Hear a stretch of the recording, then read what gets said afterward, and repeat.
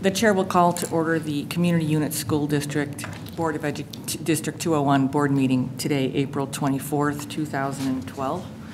A roll call, please, Mrs. McMahon. Mr. Armstrong. Here. Ms. Caparelli. Here. Mr. Charleston. Here. Mrs. Charlton. Here. Mrs. Hancock. Here. Mr. Price. Here. Mrs. Thomas. Here. We could all stand for the Pledge of Allegiance, please. I pledge allegiance to the flag of the United States of America and to the republic for which it stands, one nation, under God, indivisible, with liberty and justice for all.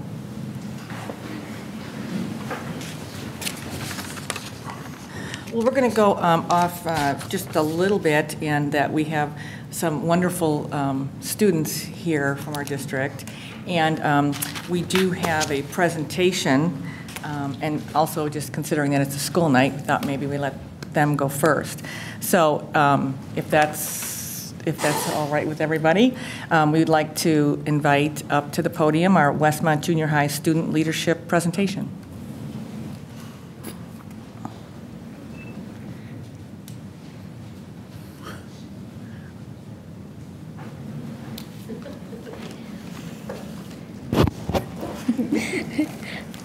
Hi, my name is Caitlin Twong, and I'm representing the student leadership team for Westmont Junior High. I am here with my fellow team members, Trisha Obias and Paul Gordon, as well as our sponsor, Miss Amy Quattro. This is the first year of our newly developed club, and we are here to promote our cause.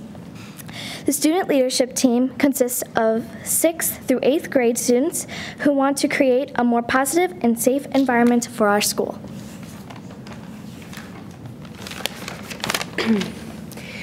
Basically, our student leadership team's mission is to promote school spirit and make the community of Westmont a better place.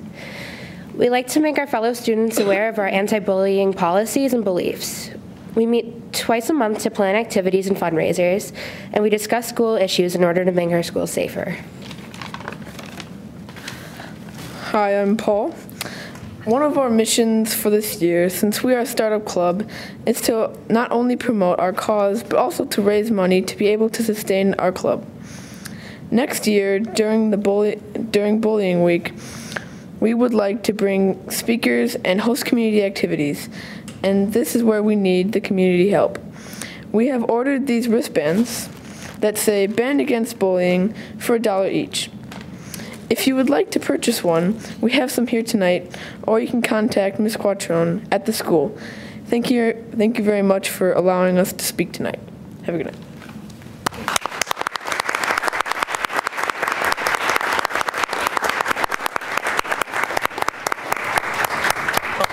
Before you walk away, can I just say, I think as much as us parents and community leaders want to think we know a lot, I think out of the mouths of our children is where I think change really does occur. And I would like to say thank you to the three of you. Hopefully that wasn't too painful for you to get up here in front. You're probably three of the students that we'll probably see again and as we go on. But it's very refreshing to hear that that you guys are working on this club, and I know I, for one, am proud to say I have one already. So, thank you.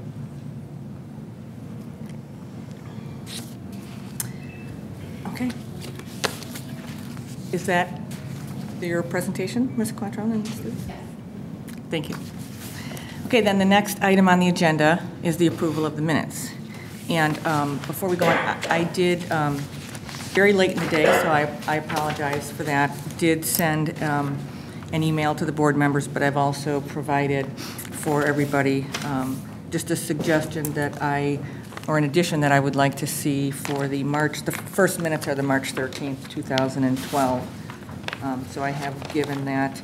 And basically, my rationale is that I think part of the conversation, we should either have the majority of the conversation, and we've had this discussion at the board table before, so we should either have a very limited reference or more of a reference. So that's why I put that in there.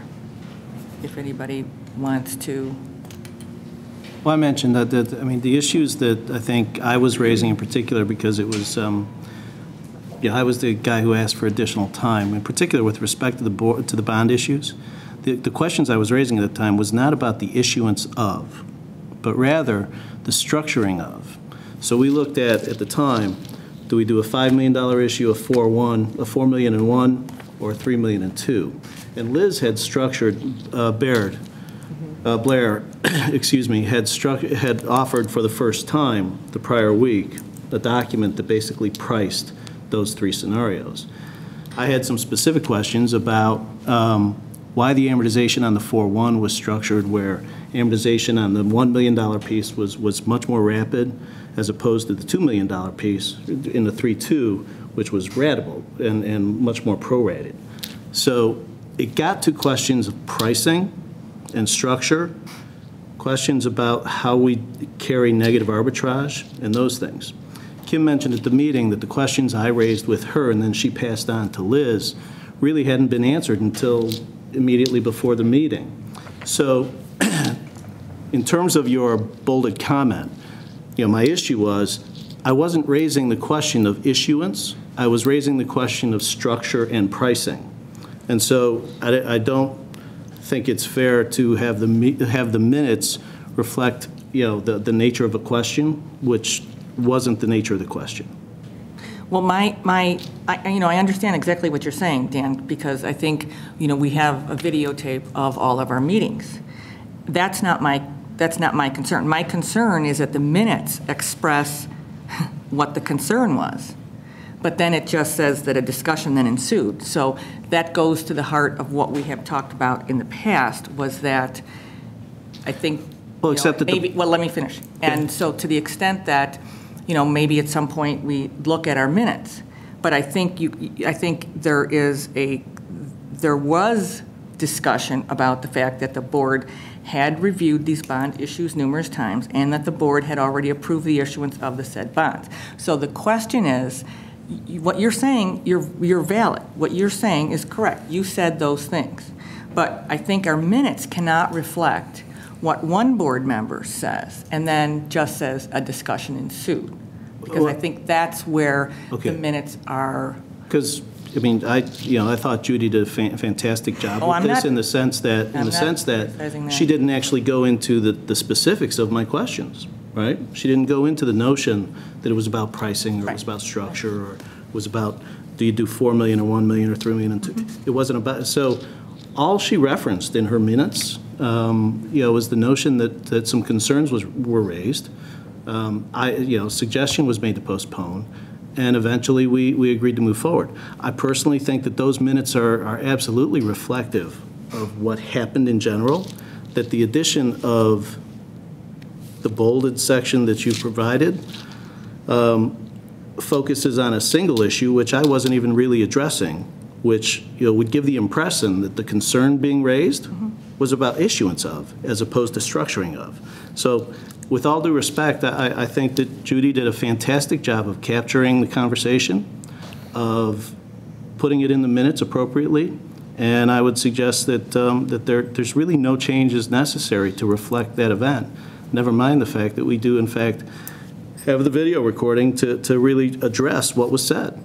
Well, I'll just say one more thing. I think Judy knows enough that I'm not criticizing her work at all.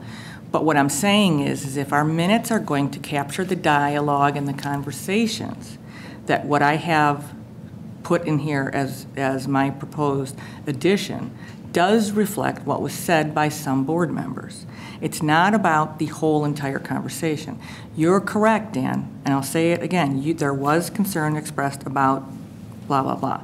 But what I'm saying is that there was also a dialogue that these bond issue had been discussed numerous times and that was already there. So what I'm saying, all I'm saying is that if we're going to capture one part, we have to capture another, or we just leave it as non-referendum bond discussion. Because we didn't actually capture one part. Well, we didn't capture my part. Okay. Again, that, you know what, that's a very valid point. So we didn't actually capture the nature of my questions, Well, right? So if we're gonna capture the one part, right? We should capture the second part.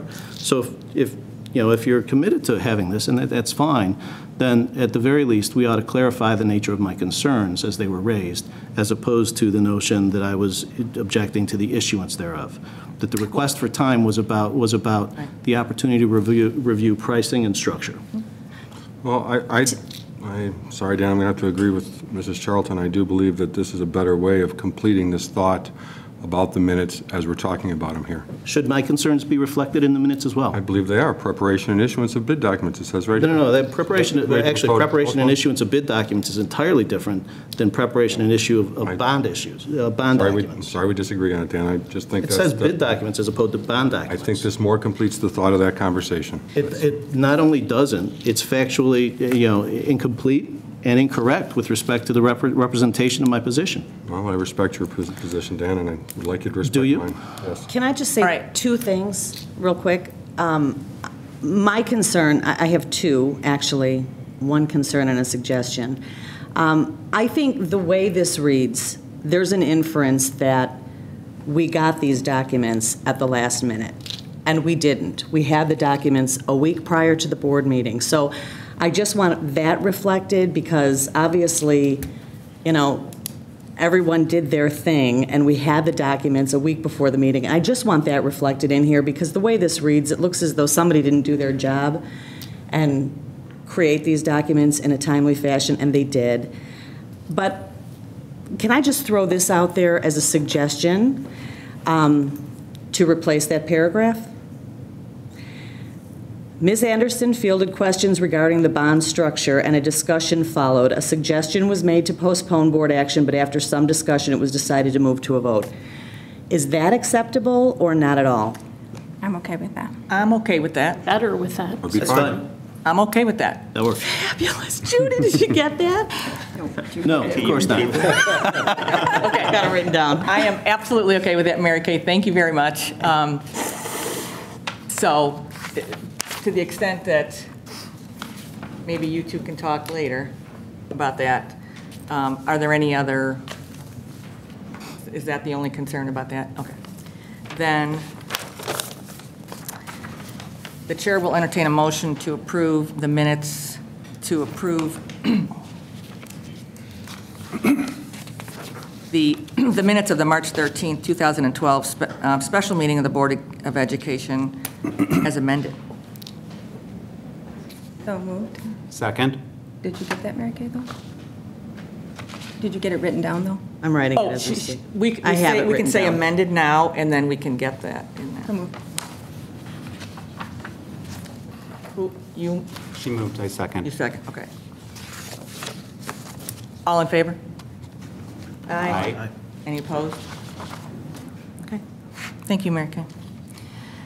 The chair will entertain a motion to approve the minutes of the closed session of the March 13th, 2012 special meeting of the Board of Education as presented. So moved. Second. All in favor? Aye. Aye. Any opposed? Okay. March 20th, 2012. The chair will entertain a motion to approve the minutes of the March 20th, 2012 regular meeting of the Board of Education as presented. So moved. Second. All in favor? Aye. Aye. Any opposed? The chair will entertain a motion to approve the minutes of the closed session of the March 20th, 2012 regular meeting of the Board of Education as presented. So moved. Second. All in favor? Aye. Any opposed? April 10th, 2012. The chair will entertain a motion to approve the minutes of the April 10th, 2012 regular meeting of the Board of Education as presented. So moved. Second. All in favor? Aye. Any opposed? I abstained. I wasn't present. And the chair will entertain a motion to approve the minutes of the closed session of the April 10th, 2012 regular meeting of the Board of Education as presented. So moved. Second. All in favor? Aye. Aye. Any opposed? Likewise, I abstain. Okay, before we begin, if I have a couple of cards up here, but if there's anyone else that did want to speak tonight for public comments, if you could please fill out a card and give that to me. Okay, so public comments. Robbie Moretta, please.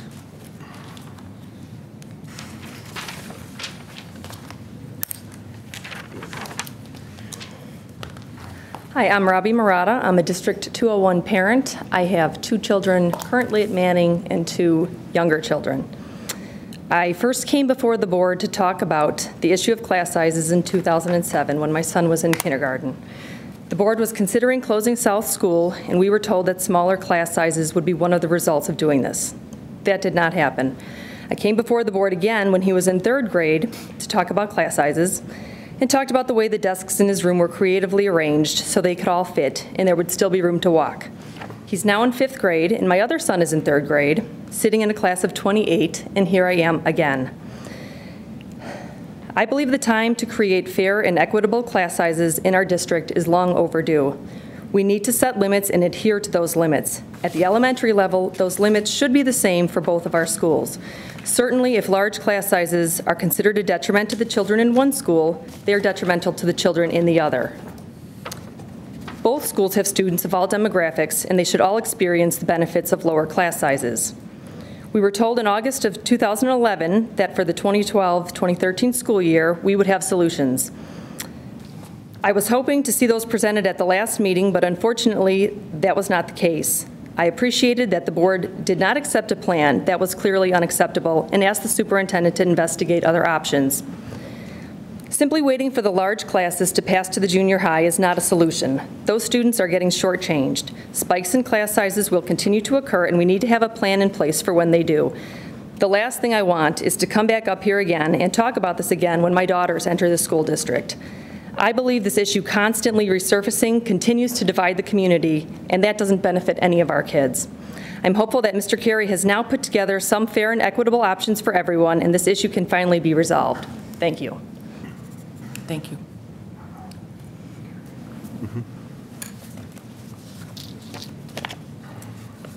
Now they're out of order. Haley Chapman.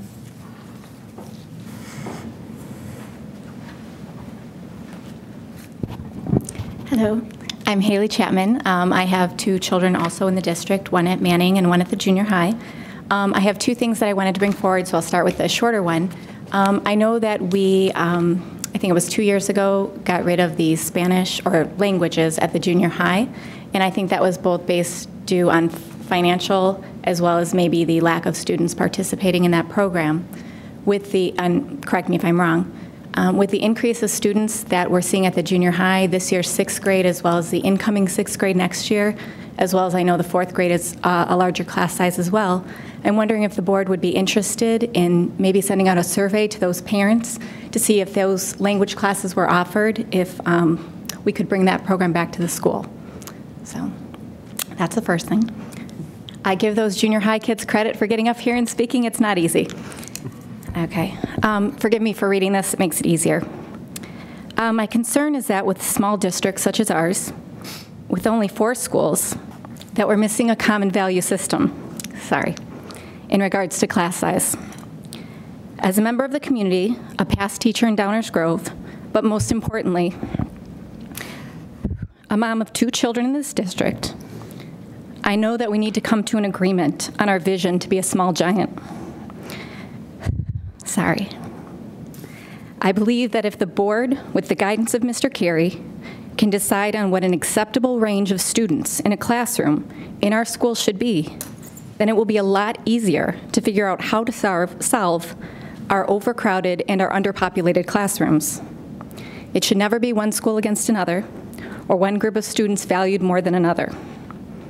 I don't see how we can come together as a community and work side by side to better our children's education when there is such disparity in all of our schools.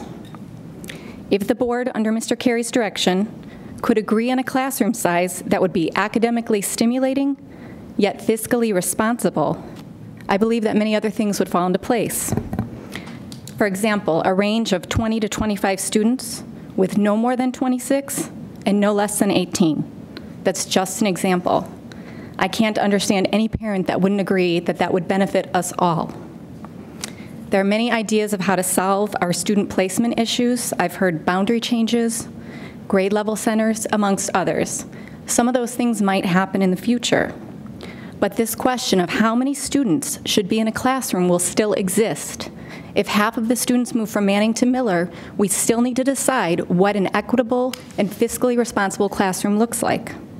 This question will never go away until it's answered by 7 board members that represent all of our schools and all of our students. One last example is that my daughter is at the junior high in an English class. Again, I apologize. With, I believe, 30 students in the class. It's a wonderful class with an amazing teacher. But what if next year 5 more students qualified for that class? Do we just put it together and now have a class of 35? Or do we set limits, put those in place, and open up another section? I want to close by saying that I know that none of you have created this problem. You all walked into it. But now is the time to put this issue at rest with a solution that speaks for the voices of all of our students, mine and all of yours. Thank you. Thank you. Mike Graham.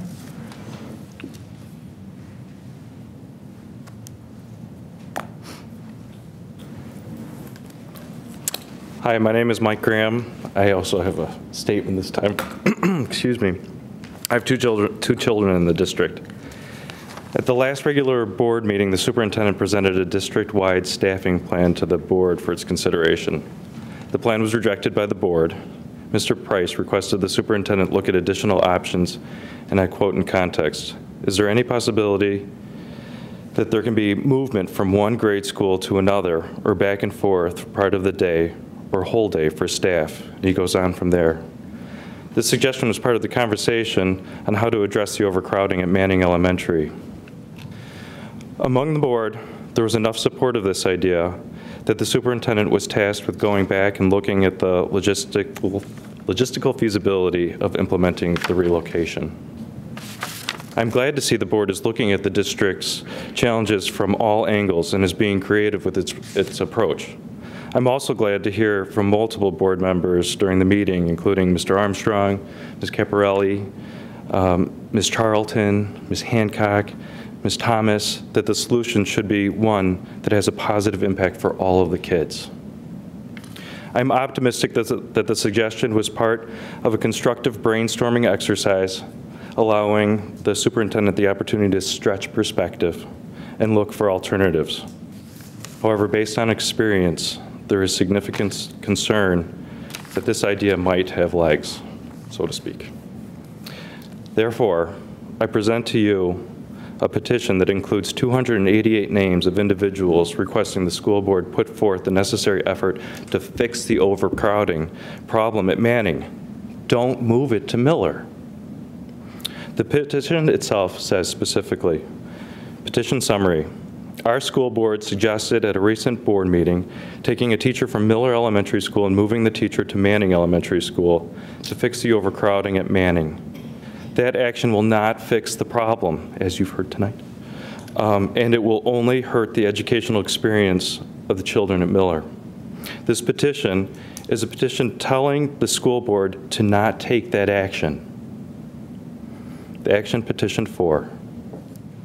We, the undersigned, are concerned citizens who urge Community Unit School District 201 School Board to not take any teachers from Miller Elementary School in order to fix the overcrowding at Manning Elementary.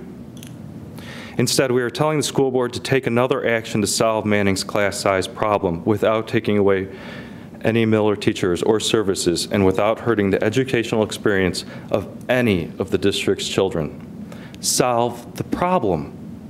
Don't move it. You should know this petition itself was created in only 7 days. 288 signatures. There are only 154 families at Miller. To use a common local quote, clearly the community has spoken. Solve the problem. Don't move it. Madam President, I present to you the petition.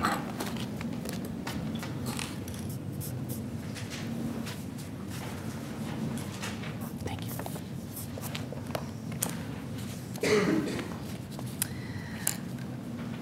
Martha Walker, please. Good evening. My name is Martha Walker. I have a daughter in Manning School. She's in 4th grade.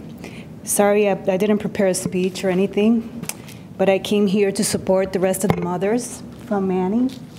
We are very concerned about the school sizes. So I ask you to please come up with a solution and implement it. I think you know what you need to do, but just do it. Don't wait and don't waste any more time. That's all I have to say. Thank you. Mara Notbush.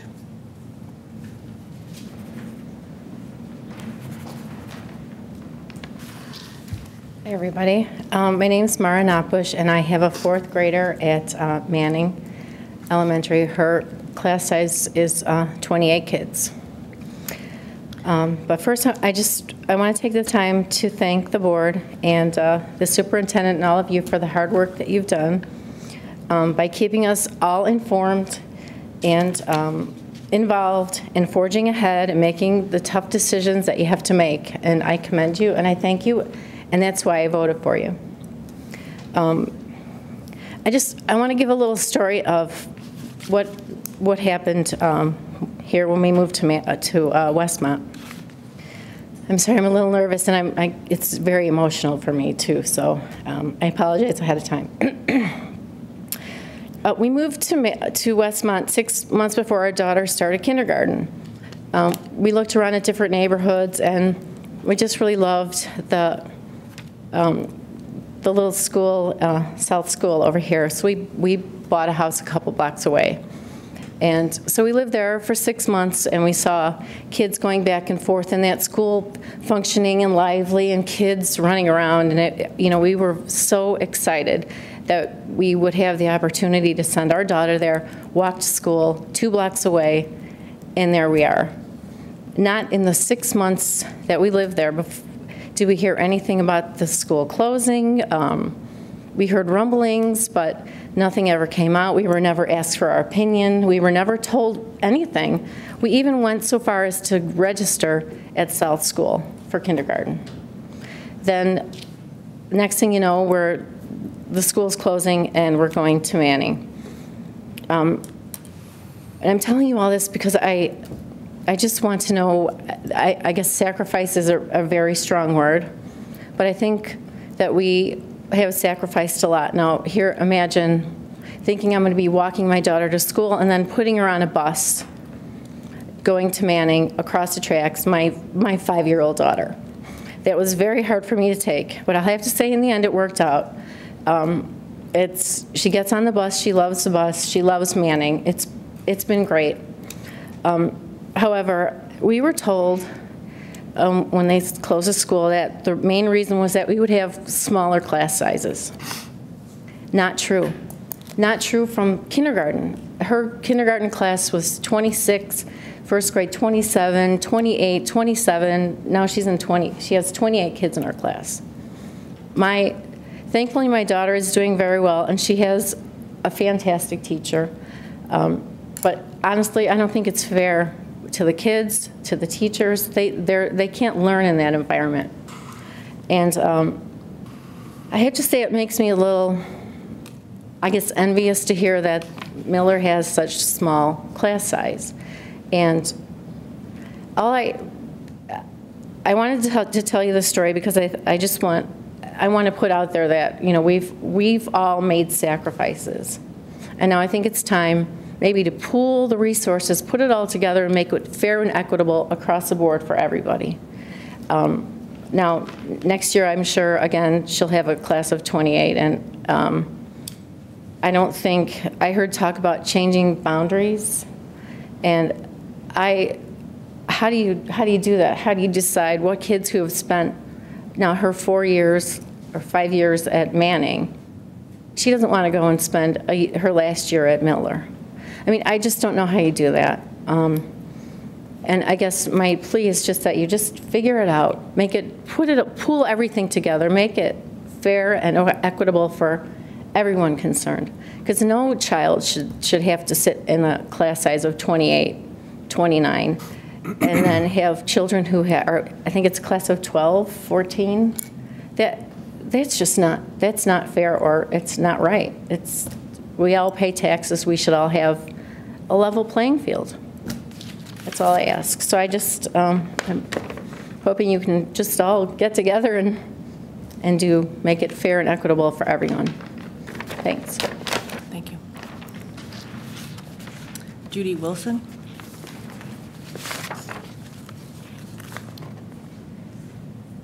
I'm Judy Wilson, and I'm like Haley. I'm going to make sure I cover my points and read from a paper as well. This morning, I reviewed the August 23rd, 2011 school board meeting, and I'm finding our community is in the same place dealing with overpopulated class sizes at Manning again. When South School was closed, parents and the community were sold a bill of goods, mainly that we were saving money and the class sizes would go down, when in fact they have gone up, and it's running into a 5-year problem now. Is this equitable for the parents and the students of Manning? I feel bad for you as a board, as this is an inherited problem by previous boards' decisions that you must fix. But it does make me wonder why a district school was closed to save money when it has created more problems and probably cost as much money. Recommendations from Mr. Carey last August were, not in any particular order, suggested to free up space at Manning to provide much-needed classroom space, possibly creating an early childhood center at South, redrawing boundaries, or looking at grade-level attendance centers. A second survey was supposed to be distributed among parents, since some parents were confused what a grade-level center really was and needed to be educated on that. I don't know if that was ever done. The community stood behind the board when you chose the non-referendum bonds route to create the needed space and expand the early childhood program, allowing services to even happen for an additional 20 children, among the other needed repairs and improvements for our district schools. The community trusts that you will make the right decision for all the district schools. However, I question if it's fiscally responsible to have a class with 14 or 15 students at Miller when classes at Manning at 29 and 30 are double the size. What about the classroom instruction component with these larger classes? How is this an equitable agreement or arrangement? It's unrealistic to think that one teacher can teach a class of 29 or 30 students with perhaps one aide or the possibility of having special needs students in the class to differentiate instruction so all children can learn the same thing.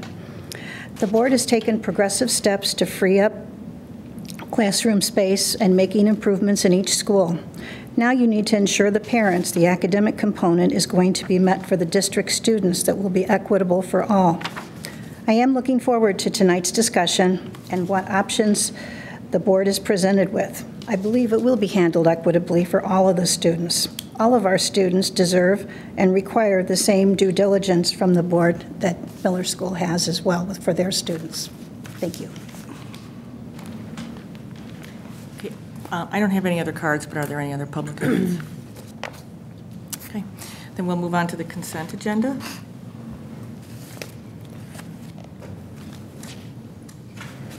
I had a question regarding the school fees.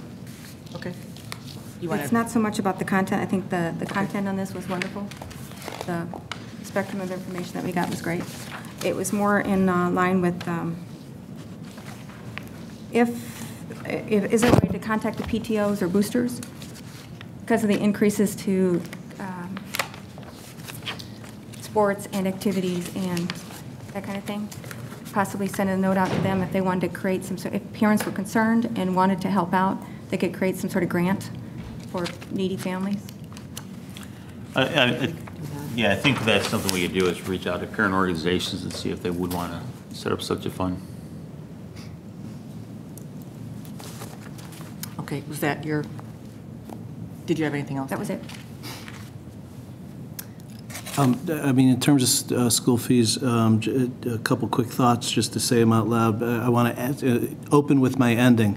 I support the fee schedule that Kim and Kevin are putting out. But a couple of quick thoughts. We have increased fees in several areas. I think the aggregate impact of those increases is about $27,000 or so. It includes registration fees at every grade level. They're not significant. They're $5 at the 1 through 5, 6 through 8, $10 at the high school level. There are certainly increases in participation and stuff like that. You know, another board in our neighboring community had school board members who noted that the notion of a public school is a funny thing as opposed to a private school. We are, prepared, it seems, to pass on significant costs to parents and families of kids who attend our schools. As an example, our high school, there's a $190 registration fee, an activity pass for $35, an ID fee for $24, a PE fee of $24, a tech fee of $35, and a planner fee of $650. Basically, before anybody gets active in anything, sports, clubs, drama, band, whatever, that child is in the boat, as it were, for $300. At the junior high, that number, when you include ID fees, tech fees, PE fees, locker fees, planner fees, that number is a little over $200. It's like $215. And that, again, is before any activity goes on. So a family with 3 or 4 children could easily be staring at a number that has a comma in it. That's a big number. We're prepared to pass that on, interestingly, to our parents as a public school. I'm a big believer in private and public school education, but we ought to be public schools, not private schools.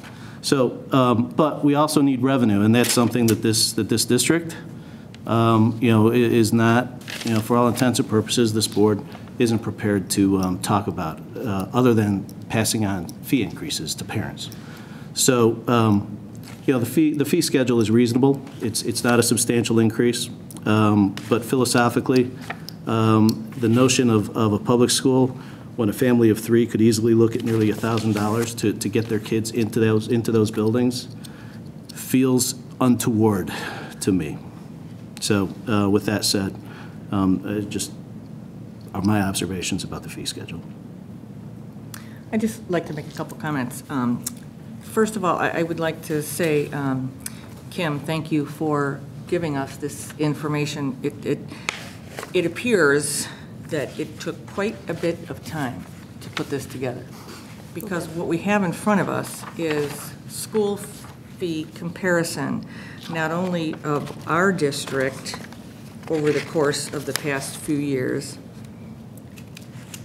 since 2006, giving what those proposed school fees for 2012 through 2013, but starting back into 2006. So that had to take a great deal of time. Then you also have prepared for the board school fee comparison based on our district compared to 1, 2, 3, 4, 5, 6, 7, 8, 9, 10 neighboring public schools. So frankly, I found this to be a very, very, very thorough piece for the board to see, because if we are talking about, we never like to compare ourselves with anyone else, but it does help to see what other districts are charging for the exact same things that we are charging. Because, I think everybody knows that public school is here funded by taxes, real estate taxes and such. And to the extent that we are not at this point going to the community looking for more tax money, these things have to happen. And I think last year when we had meetings when there were serious cost-cutting things in front of us, one thing I think that, I know I heard loud and clear that we heard from our community that they would rather have fees raised than have programs eliminated. And I think, I haven't heard anything being brought to us to eliminate any programs.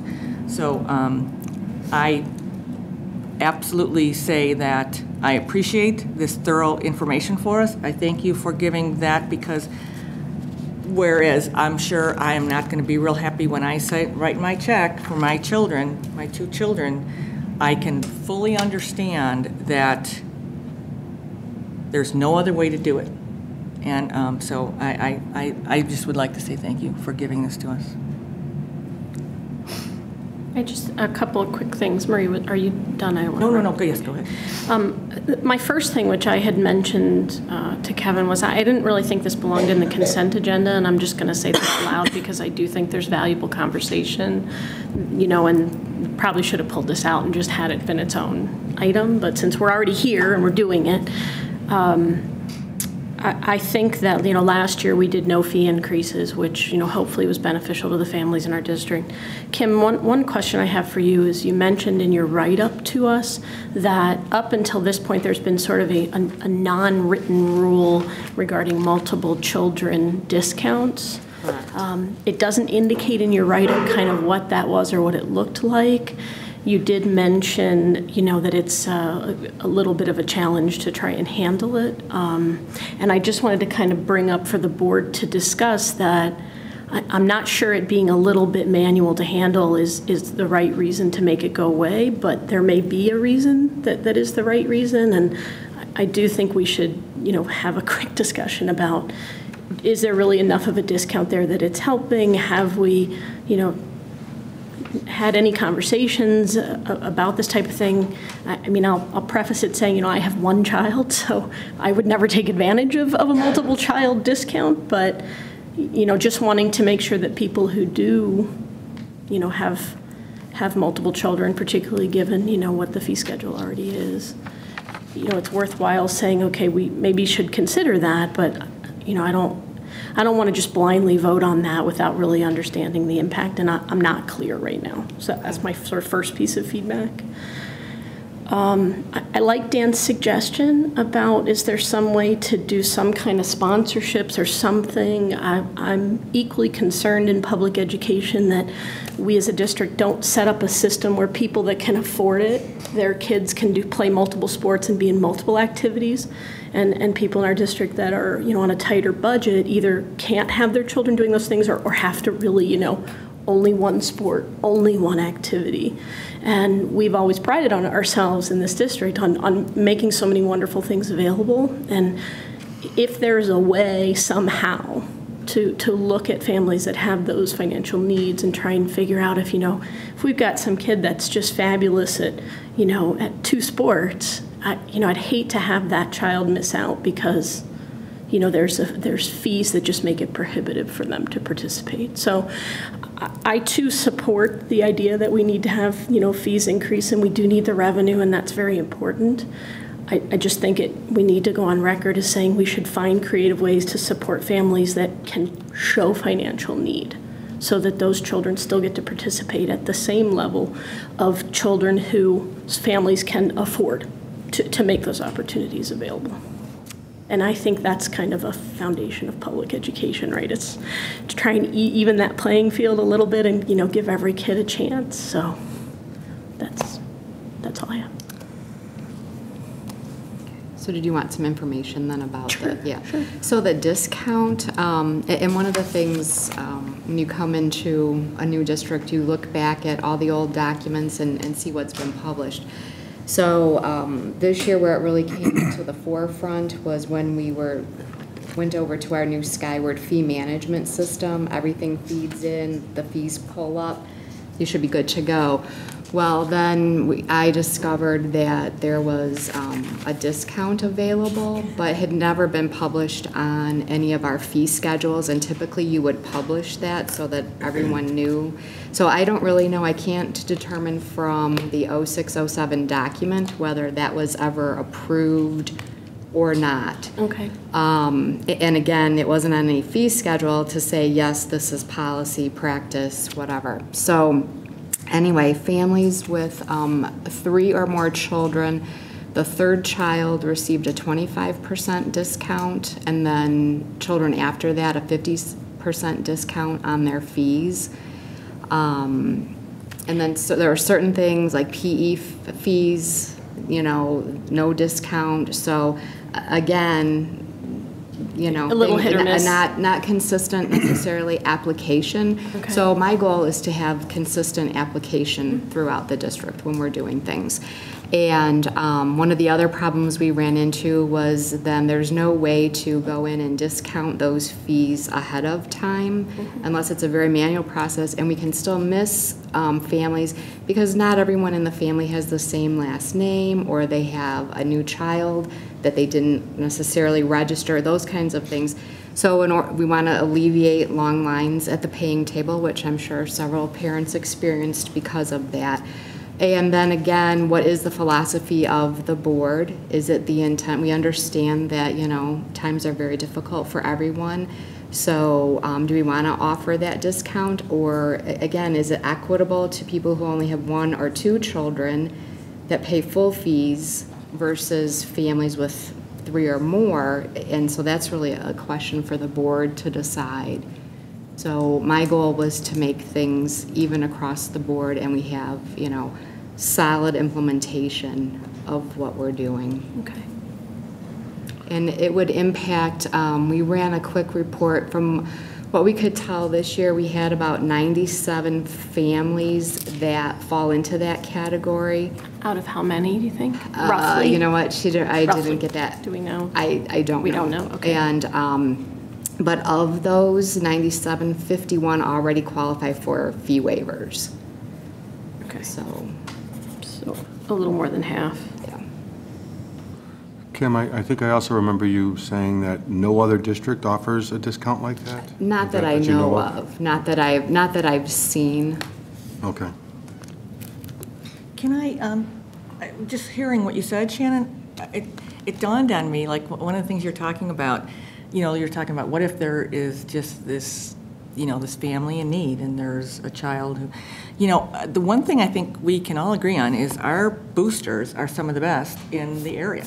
I mean, they have achieved so much, our sports boosters, and they really are very good about fundraising and stuff. And I think, and I don't know this for a fact, I think I heard at one point that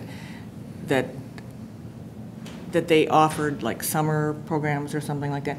Maybe one of, you know, following up on something you said too, Diane, maybe we could elicit the help of our very successful sports boosters to help out some kind of scholarship program for families in need.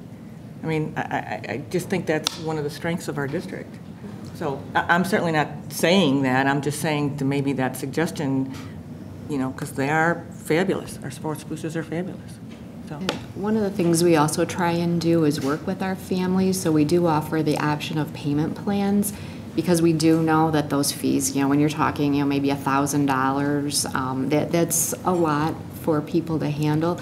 And so we do offer payment plans for people, and we can set those up, and, you know, and they pay on a monthly basis. I think, you know, I think we try to do our best to make these activities and some of the extra things affordable. I mean, certainly if you compare the cost of doing something through the school district as opposed to anything out there in the private sector, it's an unbelievable bargain. I understand it's a difficult situation for some families. I hope, you know, by getting kind of the fee structure and these things out early enough, it provides families a little bit of advanced time if they can plan a little bit. Maybe students can sometimes plan as well. When I was young, you certainly had odd jobs and things like that over the summer, opportunity to save money for certain things. I know one year our school had a band trip that the parents got together and set up fundraising, and then you had your own account. The money that you made through the fundraising went into that account, and then it got applied towards your trip to New Orleans in the spring. So there are ways to do that if parents are willing to organize them. But I do think most of what we offer is reasonable and certainly comparable to our neighboring districts. So I hope by approving the fees, we're not shutting anybody out. And just while we're talking about that too, I want to make sure everyone understands too that the athletic, band, the extracurricular fees are fees we do not waive. So when a family is eligible for a fee waiver, it's about the base registration, Right. Yes. not these Yes. additional. Not those additional things. And we do ask that families pay for those prior to participation. Anything else on that then? Yes, sir. Okay, then, So are we going to pursue the discount conversation at any level? And if so, should we pull this item and pursue it? I mean, it was really just kind of a question for the board. We don't have a philosophy or a policy or anything in writing about multiple children. We've never really discussed it. I mean, it came up once, I remember, a year ago, but I don't think we really discussed it then either because we ended up moving with 0 changes. Right. So, you know, it didn't sort of require a discussion then, but.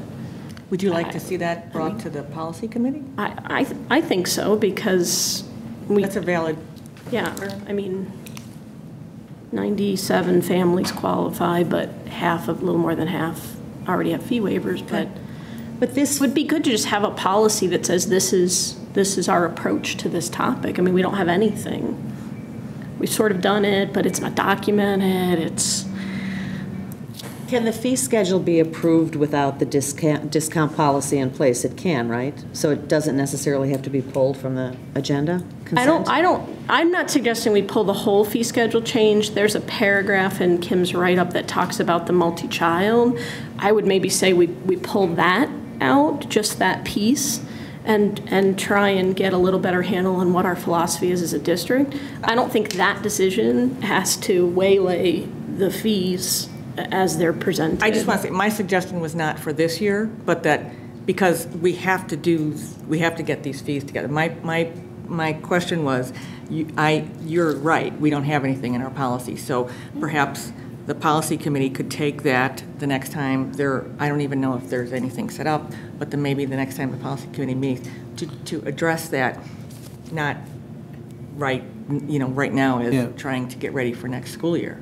Not to shuttle it off to another committee, but I believe maybe the Finance Committee might want to take a peek. Well, I mean, and that's just it. I actually would suggest something else. In terms of the discount, in terms of the fee schedule, let's approve the fee schedule per se. In terms of the discount conversation, we're clearly not going to resolve that tonight. I would actually prefer, given that Kim has to live with the administrative, effects of that event, I'd like her and Kevin to give some consideration to that, and there's no reason why they can't bring that back to us at a meeting a couple meetings away from here. So does that make sense to you? Because I don't know that this rises to the level of policy, district policy. It's an administrative issue or administrative matter that feels like that we can approve and become more of an administrative policy. Does that make sense? Yeah, we can do that. Do you have time for that? Our next meeting's May 8th. Well, I mean, I don't know that I need May 8th, but I mean. Well, what you're asking. I would like to see it for this year. I mean, as a question that we address. I don't think there's a reason we can't address it. Well, what I'm saying is, what you're saying is that you're asking Kim and Kevin to do something and bring it back to us. The only place they can bring it back to us is at a board meeting, and our next board meeting's May 8th. So I'm just trying to deal with logistics. May 8th or May 22nd or whatever. All right, so can you clarify again exactly what you're looking for? Because the question at hand is this multiple child discount, right? So to the extent that we have families, and it's not just the current population, it's a go-forward question. We don't have either an administrative policy or a board-level policy, and I don't necessarily think it rises to the level of board-level policy. So to the extent that I think what I'm hearing, Shannon would like to see a discount policy sort of proposed for families with multiple children. I'll say out loud that I would like to see that. I think that But I don't certainly want to dictate that. I think it's more important that you guys do something that administratively and substantively is worthwhile and reasonable, and fits within the construct of what we're doing, for student fees generally. Asking you to look at a discount question, figure out if there's an easy, something less than a hard answer.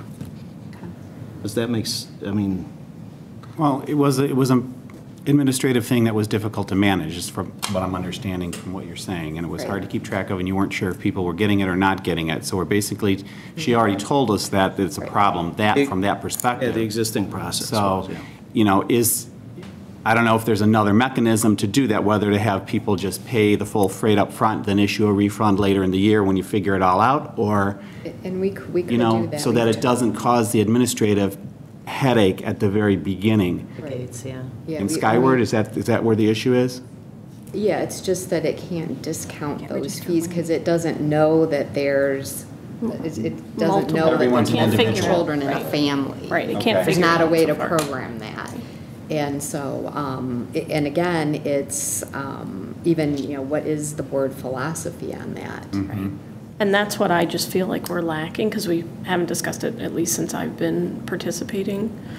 And I think the fee schedule, we can vote and it's here and we have all the information and there don't appear to be questions about that. I don't see any reason to not allow that to continue, and then people that need to work on getting all that updated and just have this one small piece that's kind of. The other problem that it created, one of our goals, again, is to try and streamline things for everybody.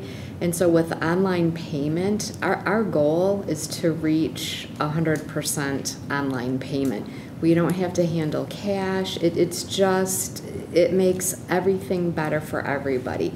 The more you can eliminate handling cash and checks, the better off. But what Joel suggested would still accomplish that, which Right, is and why that's I think it's right. at least worth, And that's why if we half did an that- hour of, here's a couple of options, and we as a board think this or think that. We don't think anything right now. We're kind of, punting on this topic a little bit, and then we could, work on, we would try to identify those families, but also put some of the onus on the families to identify us. That, hey, I Right. have 3 or more children, so I'm eligible for the discount, and then kind of that check and balance as well.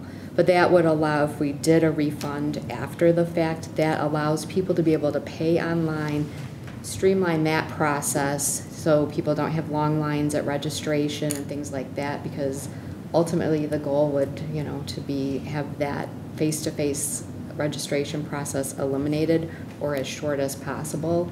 And so that's what we're working toward. And Kim, just in terms of ideas, because this is minutia that I can't even begin to touch, but simple is better. Just, call it a 4th child discount equals $100, and maybe it encourages somebody to have a new baby. I don't know. But at the very least, let's talk about it and throw it out there as a simple concept, one that you can manage easily. So again, going back to logistics, just to make sure we've got all this, your question does follow what Kim brought to the board, so we do need to have some kind of discussion. I think on that paragraph. On that paragraph, right. Versus there's a lot of other information she provided that I think is sufficient based on where we all seem to be. Exactly. To make a decision. So what we're going to do, what we're talking about doing then is approving this fee schedule as it is, but look to the two of you or some combination to bring back to us some suggestions, and then the board can have that discussion about discounts. I'm sorry to interrupt. It's the last paragraph in the memorandum. Right. Right. So. Because it does make sense, Kim, if you couldn't find any structure, it does make sense for us to find and give some structure to that. And there's Have a two discussion. fairly reasonable options, whether it's a refund later or to just say the 3rd child equals X dollars and the 4th child equals X dollars, instead of trying to do a percentage and include and don't include. If there's any way to just, if we were to determine that some type of discounting is in line with our philosophy, if you can come back and say, hey, there is actually a way that makes this somewhat reasonable, then that's a win, potentially across the board, so. Okay, does that address that then? I have one more question, not related, I'm sorry. I'm curious, Kim, the food costs are going up a small amount. Does that result in additional families being eligible for support for food cost? No, it doesn't. It's just whatever their income and how they present themselves. He doesn't have anything. Okay. And the lunch fee increases, they haven't increased for a couple years, and there's new USDA guidelines with serving fruits and vegetables that are going to increase our cost. And the proposed fee won't really cover that, but it helps a little bit. So. Well, I think we're going to see quite a few changes to the food program in the next year or so. Okay. Really? Thank you. Yes. Yay. Thank you, because I wanted to just say to all the parents that, again, what you've told us is that the proposed USDA guidelines that we will be required to prepare the same amounts of fruits and vegetables as entree servings we prepare. Currently, students have the, is it okay that I read this? Currently, students have the option to decline the fruit and or vegetable being served. Next year, students will be required to take a half a cup of serving of one or the other. So I know that the issue of healthy lunches has been discussed a long time. So thank you for telling us that. And that, I'm going to go home and tell my children. So warn your children, is that Yeah, okay? pretty That's much. the message. Warn your children. Yeah. Fruits and vegetables next year. But, yay. So, I thank you for bringing that up. That was great. Okay. Did you have anything else? No, thank you. Anything else on that then? Okay, the chair will entertain a motion to approve the consent agenda as presented. Number 1, personnel recommendations. Number 2, appointment of school treasurer. Number 3, approval of student fees. Number 4, approval of student tour request. Number 5, approval of resolution to dispose of district equipment. 6, approval of 2012 expenditure report. And 7, ratification of March 2012 regular payroll.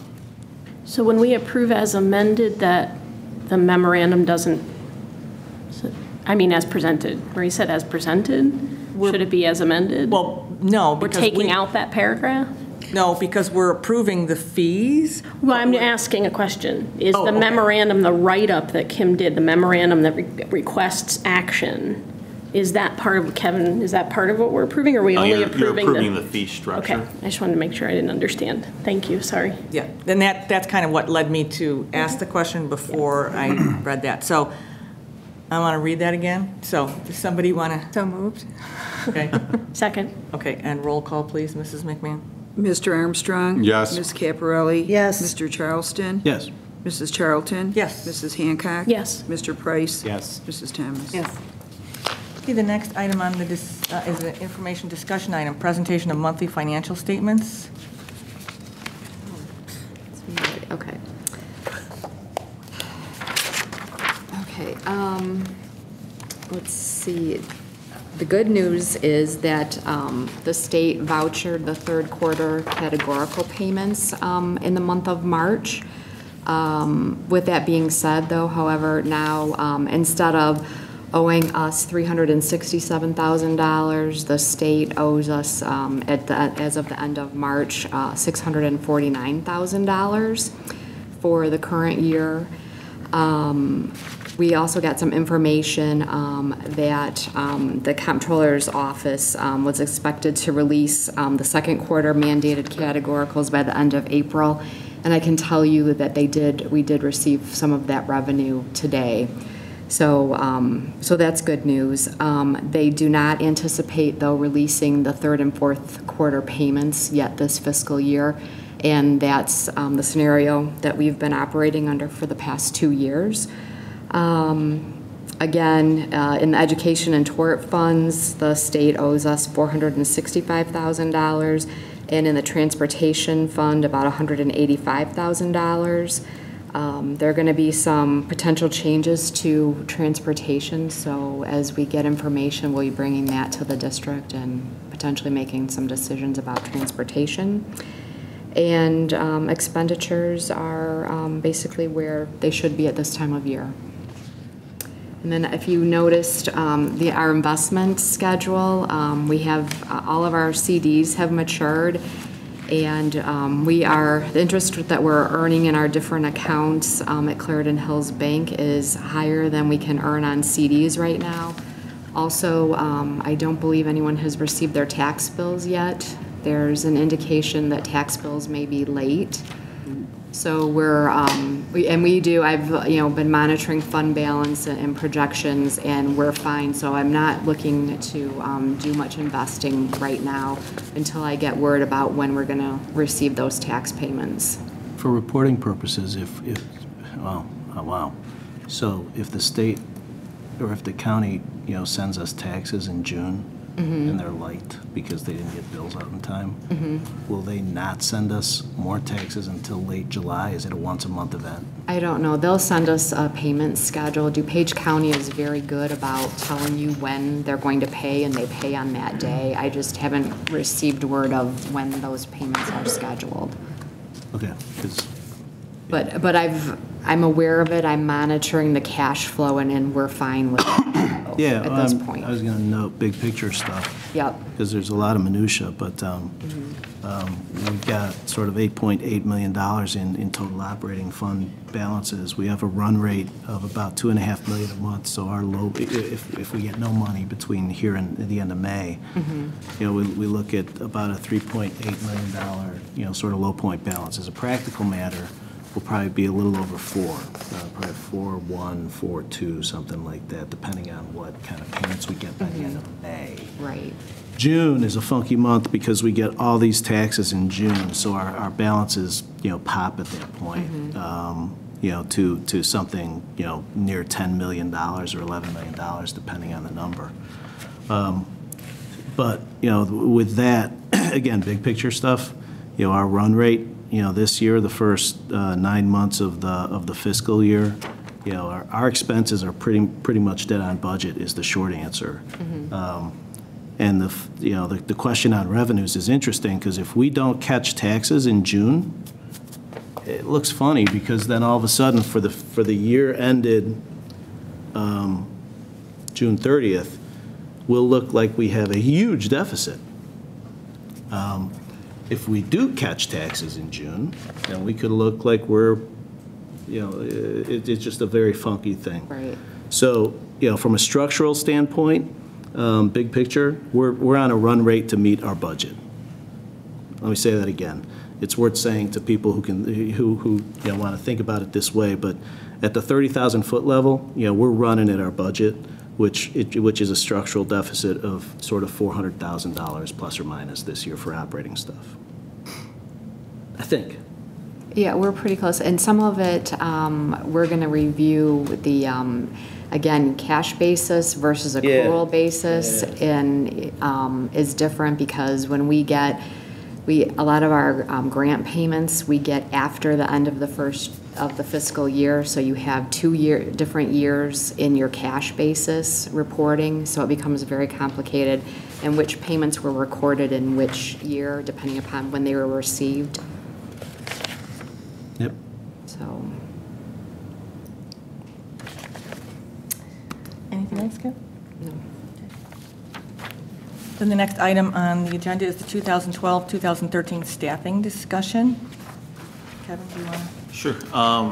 What I've provided for the board are 6 different options to, looking primarily at Manning and Milton Elementary. And, obviously with all the options, there isn't one that is the best. I think with all the options, there are probably flaws to all the options. And so basically, what, if possible, this evening, what we need from the board is to reach consensus on, an option that the board thinks is worth pursuing. Then we can, take steps to implement that option. Or again, if none of these are appealing, then, we can, again, take another look at them and see, what other possibilities there are. I didn't get to participate in last meeting, so, I'm disappointed that I had to be out of town for that. But so wow, the public comments, thank you so much. Thank you so much. I will echo what you felt, which is it is hard to stand in front of that podium, compose yourself, and say something coherent and sort of, all put together. I heard, a lot of great comments about notions that I think we all believe in, which is equity, fairness, and across the board. But I'm going to start with a premise and an observation about premise, which is premise. We're presently committed, and as far as I can tell, prospectively committed to neighborhood schools at the pre-K through 5 level. Neighborhood schools at the pre-K through 5 level. That creates some interesting dynamics, not just in terms of classroom size, but demographic makeup. And Kevin has shared this with the board as well. There's some very unique differences between these two communities as they're presently structured. Class sizes at Miller are lower.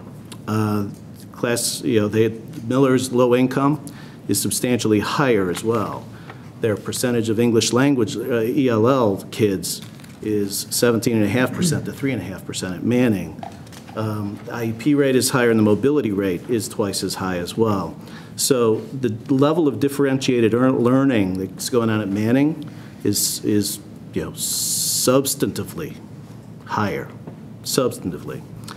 And never mind, this doesn't even touch the facilities conversation.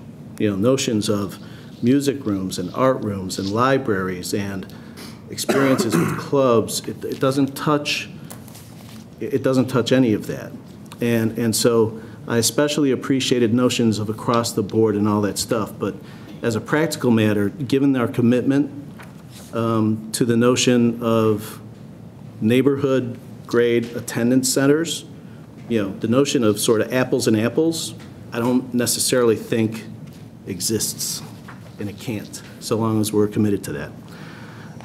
So the real issue to me is not to connect these two conversations about two very unique schools. It's not to connect those conversations. It is to acknowledge that Manning needs staff, and it needs lower section sizes. We as a board, I think I'm disinclined to direct the administration on how to do that. I am more inclined to do what the IASB suggests we should do anyway, which is govern by policy. Govern by policy. And I forget whether it was Haley Mira, I forget, it may even have been, I forget. Policy. So, we don't have a written policy on class size. And I think that's something that's genuinely worthwhile pursuing. So let's say out loud, Dan Charleston thinks that the maximum class size K through 5, or pre-K through 5, should be 25. By definition, I think that creates an event. It creates a lower bound as well. So when the 26th kid shows up, theoretically, we could split it into 2 13s, right? So for me, it's not about dictating, to each individual building from the board table how to do that. We should really be giving Kevin, I think, to my fellow board members, we should be giving Kevin direction just about class sizes generally. Let him make administrative decisions about where to find, and Kim, where to find the resources that we need to staff that stuff. And that's a district conversation. That's not a building conversation. That's a district conversation. That's a revenues and broader expense conversation. So I'm going to echo this notion that I heard tonight, which is we need to fix Manning's problem without shifting it. We need to fix Manning's problem without shifting it. So one of your solutions was, in fact, just to hire two teachers. I'm like all for that. And I assume that the community who has children at Manning, would be really receptive to that as well. So to the extent that there's an economic conversation to have, we need to have that in its fullest context, because we've made some interesting decisions over the last several months on economics that we need to bring all of them to the table to have that conversation. So, I am genuinely discomfited by conversations about equity between our grade schools for no other reason than we are committed to their uniqueness. And equity isn't just about section sizes.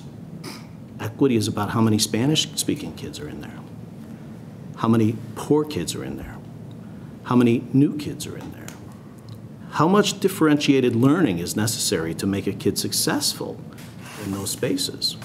So let's govern by policy. To my board member colleagues, let's govern by policy. Let's govern by policy. Let's not get involved in the minutia of administrative detail and sort of directing Kevin on one particular path as opposed to any other.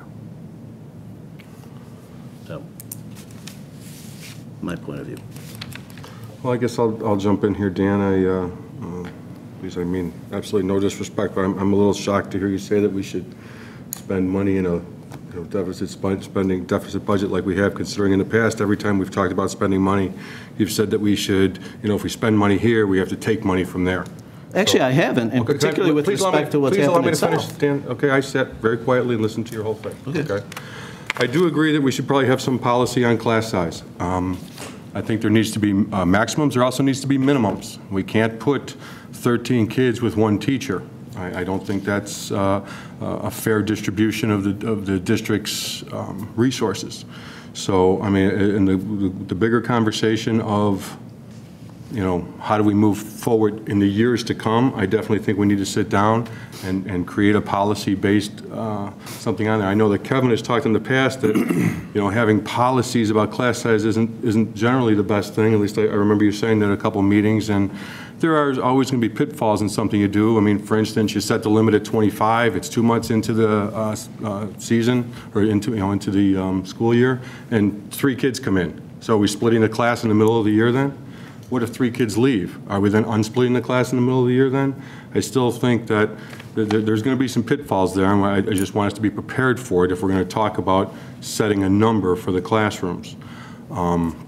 It is about being fair and equity, and it is about building unity also, because if you have class sizes of one size and class sizes of the other, those families naturally are going to feel that they're either benefiting or they're not benefiting from it. When we talk about ELLs and low incomes and all that, that makes me, uncomfortable to talk about it in that fashion. I like to talk about it as, the struggling learner or the gifted learner, regardless of your demographic. And in larger class sizes, I mean, everybody here in this room will agree, the larger class size, it's harder for the teacher to help the struggling learner, and it's harder for that teacher to push the gifted learner. That's why smaller class sizes are necessary. It is vital that we at least deal with this bubble situation that we have now. I also believe we're going to be starting to see another one. The kindergarten at Manning this year is very large, 68 kids, I believe it is. And if we get the normal influx that both buildings get, 6 to 8 kids, you're going to be pushing those class sizes right back up there in first grade to 25 and 26 kids. So I definitely agree that we need to at least set a standard or agree what the number is going to be, maybe not a hard and fast policy, but I do know that we have an issue this year, as we've had for the last several years. The Manning parents have spoken many times about this issue. Before I was elected, I stood up many times and said that, this is a problem that needs to be addressed. So if there's some way we can find some money in the budget so that we're not really deficit spending, if there's anything we can do. I know that we're spending $20,000 to send the kids on a bus that we're sending from Manning right now to Miller. Would that money better be spent putting it towards the teacher at Manning? That's just one question. Kevin, I had said to you in my email, and I don't know if that was ever addressed in any of your budget projections, but we did have, and I have to be very careful here because it is a personnel thing, but we did have that one situation that's earlier than normal, and I'm not sure if there's any cost savings there that we could apply to a second teacher. That would be what I would prefer, I still don't think it's right that we have the small class sizes at Miller. I do think that's unequitable, but if I can do something to make those bubble classes smaller and make it more fair for those kids, that's where my focus is right now. But we have to do it, and we have to do it without creating an even greater deficit in that budget. Thank you. So why haven't we talked about revenue when we've spent other money? Marie, if you don't mind, I put together, and I really didn't have time to copy in all this stuff, so I'm going to use the document camera and show some of the way that I worked through the numbers and things that we were given. So I hope it helps. I know it helped me to understand, so I hope it will help other people as well.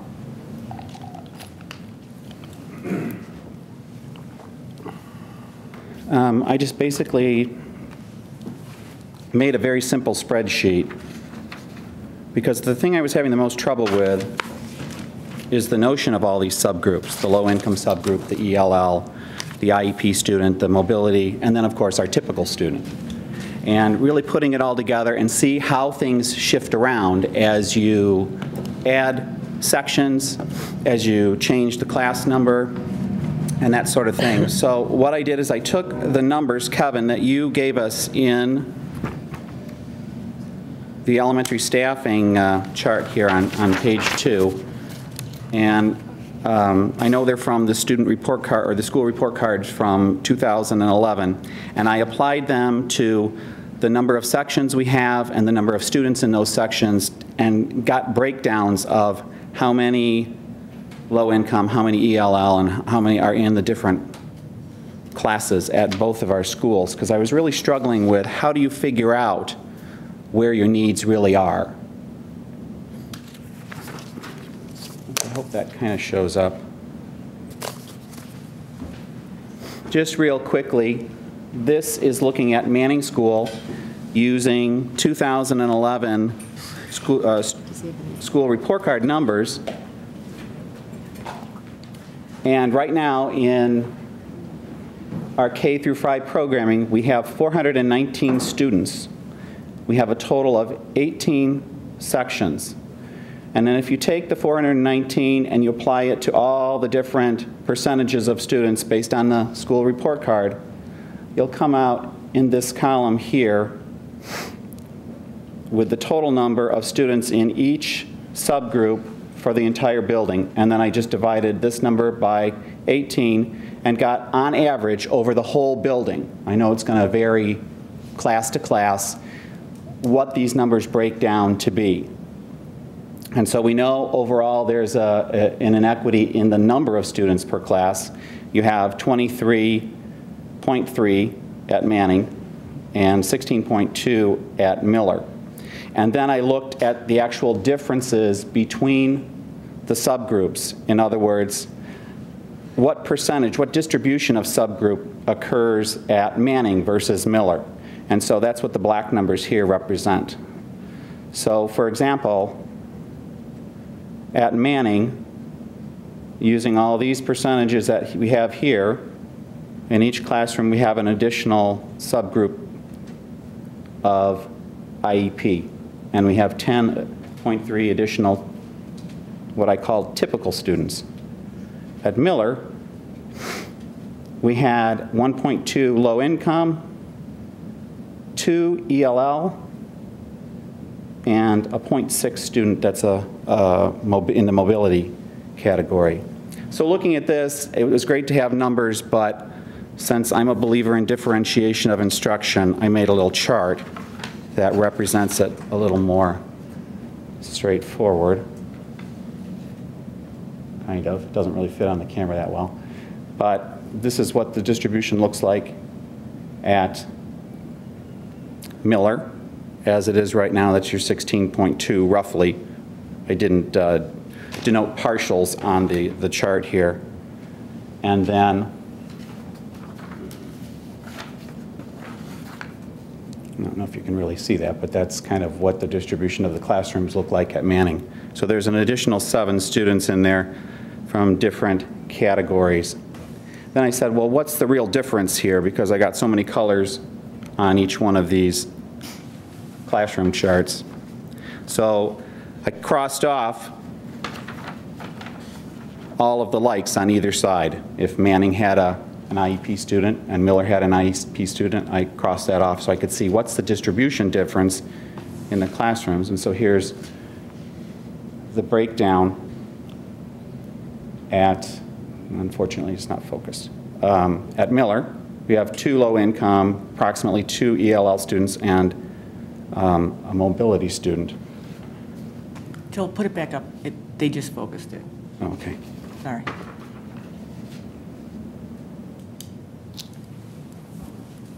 Just give it a second. Can you? Not focusing.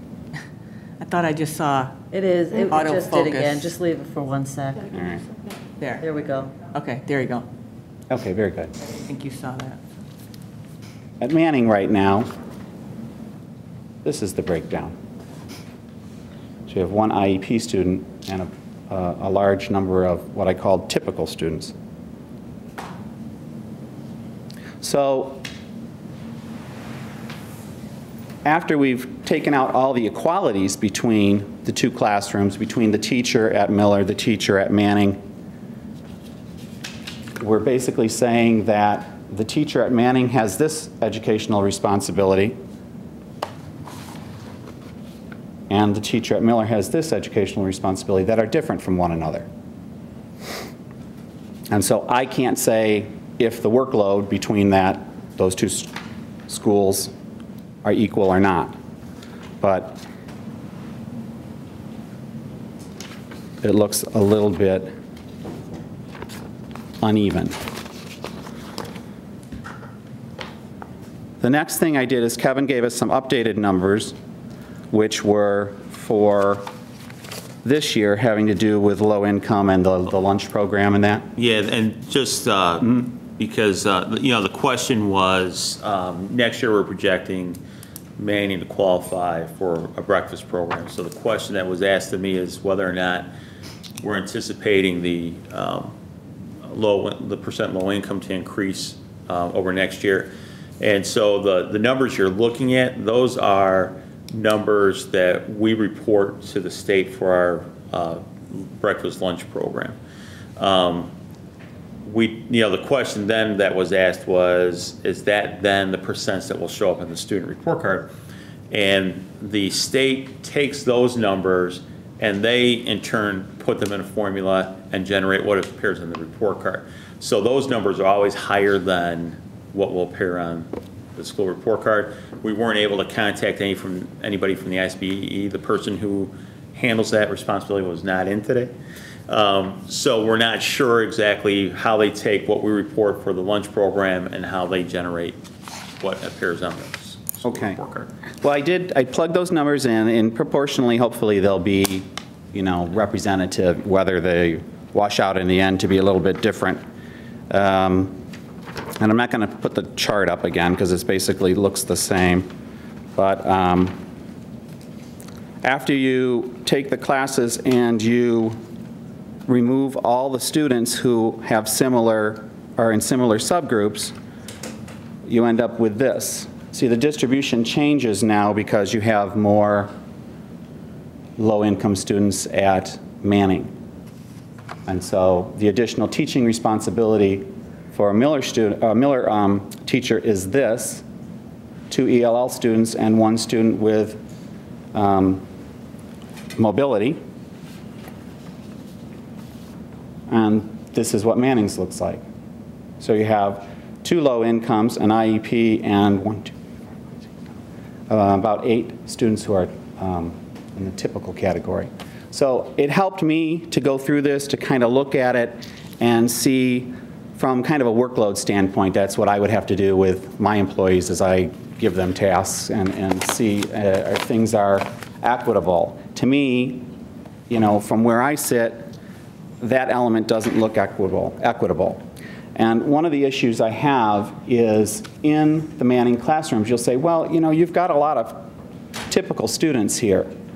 But the problem with the typical students is hidden in here, you may have 2 students that are on the borderline of needing an IEP, or 2 students who are on the borderline of being low income. And so, you know, they're almost there, but not quite. And then just the sheer numbers again. So I came to the conclusion that yes, we need to look at that yes, there are inequities, and I don't know as if they're in the historical context that we have always thought them to be, as far as they're primarily at Miller and not at Manning. And you know, I really tried to just do this in a very kind of blinded way so that I could get a little further perspective on it, because I think as these numbers change, it gets more difficult to say where the needs in our district actually are. But I think we have a lot of hidden needs at Manning that we kind of have, you know, overlooked. Anyhow, I hope that helped a little bit. All right, thank you. Well, it certainly helped me, because one of my questions was, you know, there has been so much talk about the inequities that go beyond enrollment, and I'm unclear as to what those inequities are. They range from ELL to IEP to, you know, low income, to a lack of a library, a lack of a lunchroom. I can't get my head around all of these inequities. And clearly, you know, some of them may need to be corrected. You know, I sat through the facilities committee meetings, and we talked about a wish list. You know, Steve Cashman never, you know, said, he specifically said, don't think about money. Don't think about money. We heard a lot about that in the last month or two. Don't think about money. This is a wish list. I never heard the gymnasium mentioned. The library was discussed. It's been resolved. You know, there have been a lot of things that have been talked about. I don't know how much merit they have. There's some things that have never been talked about, which clearly now have a great deal of merit. I'm not quite sure.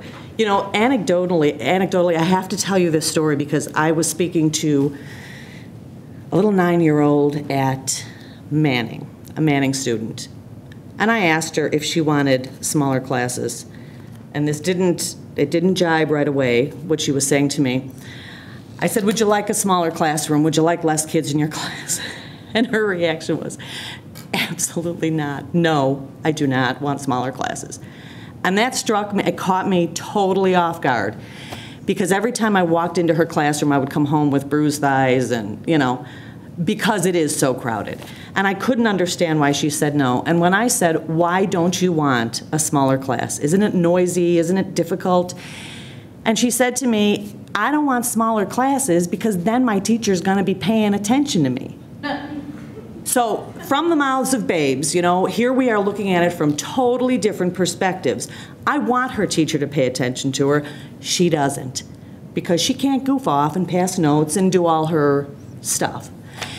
And Joel, I have to thank you, because those numbers put it all in perspective for me, because not only are those typical kids possibly borderline low income, possibly borderline IEP, maybe some of them aren't math geniuses. Maybe some of them excel in reading, and they don't get math, and they'll never get math. Where is the allowance for those kids, those typical kids that are now in a class of 29 that need a little leg up, you know? You know, when I saw this, the upshot to all of this for me is that I want 2 more sections at Manning. I want another section in 4th, and I want another section in 5th. I believe we have the resources to find that teacher. I think that teacher is in this district, and I want that on record. I want 2 more sections. I want 2 more teachers to teach those sections. That's what I would like to see come out of this. You know, the inequity between the class sizes sort of balances out in 2 years, and then it's going to hiccup again, because we see it at the numbers that are coming into Manning and kindergarten. I'm not quite sure what the answer is. I feel like we're sort of between a rock and a hard place. If we spend the money, there's criticism. If we don't spend the money, then we're putting 2 additional classrooms in there at Manning that we can't use. I mean, the kids aren't going to teach themselves. So I don't know what the answer is, but I believe the resources are already in the district. So. Are you done, Mary? I am. I have to say that for as long as I've been a board member, I have never received more phone calls, more emails, more text, and had more on-the-street conversation than this. And I think the reason is because this is personal. Again, I thank all of you that got up and spoke because it's easy to talk about mortar and bricks and things like that, but it's really hard when it starts talking about your own kids. And we're passionate. A couple things that I tried to do before tonight was to get my thoughts together. And I think our district is living with past decisions that none of us at this table did. I think we heard that from somebody. But now, I think it's imperative that we do something about it. We are being asked by our community. Our superintendent is certainly looking to this board to give direction in this area. We've certainly heard a lot. We've received emails, phone calls, all of that.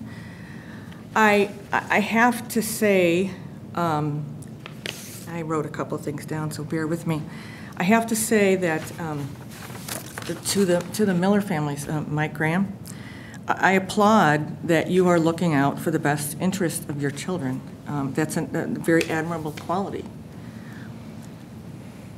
I would do the same. However, what you're looking at here is the Board of Education, and our job is to think about all of our district students and make decisions about how to benefit all of those students. I looked back at all of the numerous things that we have been given. I went back to our facilities committee, which I'm looking here, I think a number of people in this room were part of.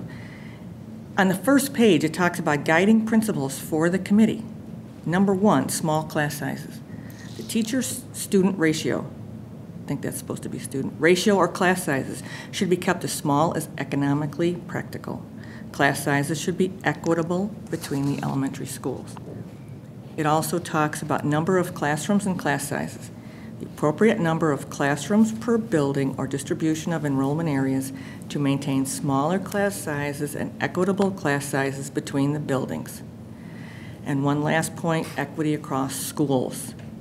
The district should work to provide equity between buildings so all children receive similar educational experiences. So we're talking here, I think the word I've heard more in the last couple of weeks is the word inequity. And I struggle with something because I hear there's passion and you know, I think anyone in this room or anywhere else knows where a lot of us live. One of the benefits. We have heard history. What has happened in our district and historically. Not that we want to go there every day, but I think to not make further mistakes, you have to look at where we've come from. I feel very, very passionate that it is time to do the right thing. We are elected to listen to our community and hear what our community is telling them. And I think that the Manning/South community has been waiting for a long time for this to be addressed. And I think that perhaps that's tonight. Because we as we've been talking about facilities to get classrooms. Mary Kay, you said what did we think we were going to do with these classrooms? You know, we heard from somebody who talked about, we went to our community and said, hey, we're going to deal with the overcrowding at Manning. So we're going to go for this bond money, and we're going to deal with our facilities, we're going to deal with overcrowding, and we're going to do something about it. I have to say that that means equalizing our classroom size. We've got children in our district that have had their entire educational experience in large classroom sizes. And I think we as a district have been saying, hang in there, we're going to address this.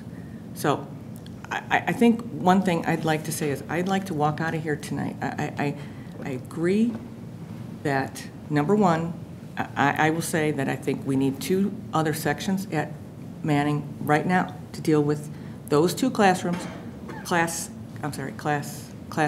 to give those children an opportunity.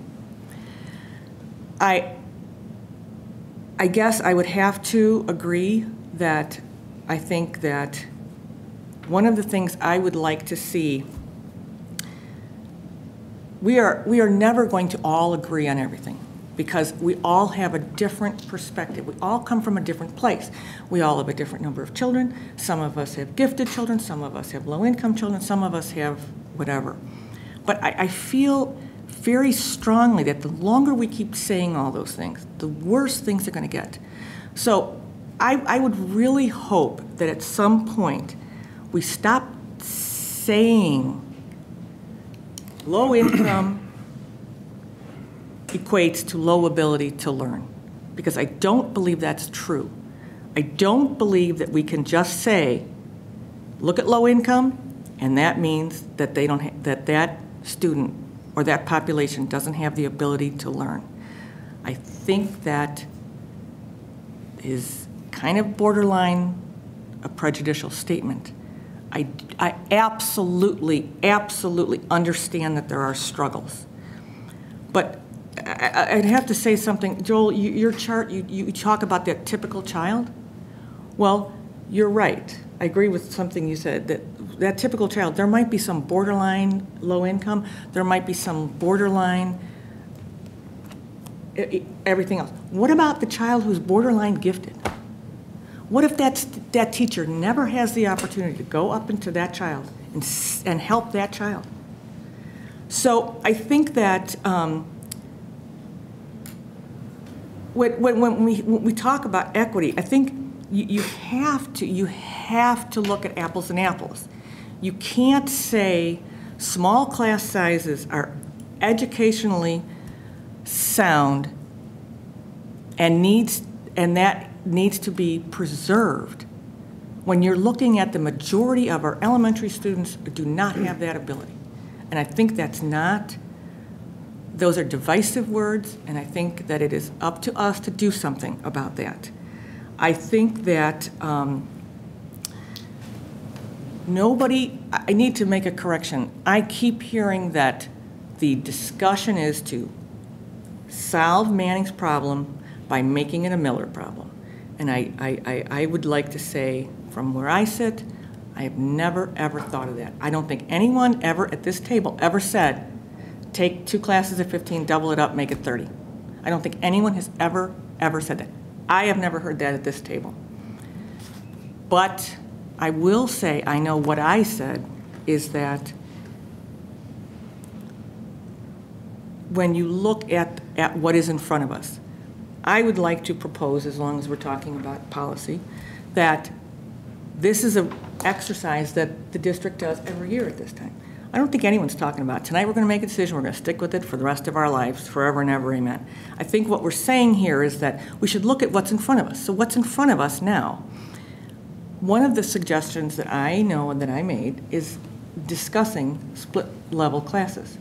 Because for a number of reasons, I actually went and did my own research, and there's so much educational experience out there about the positive aspects of split-level classes.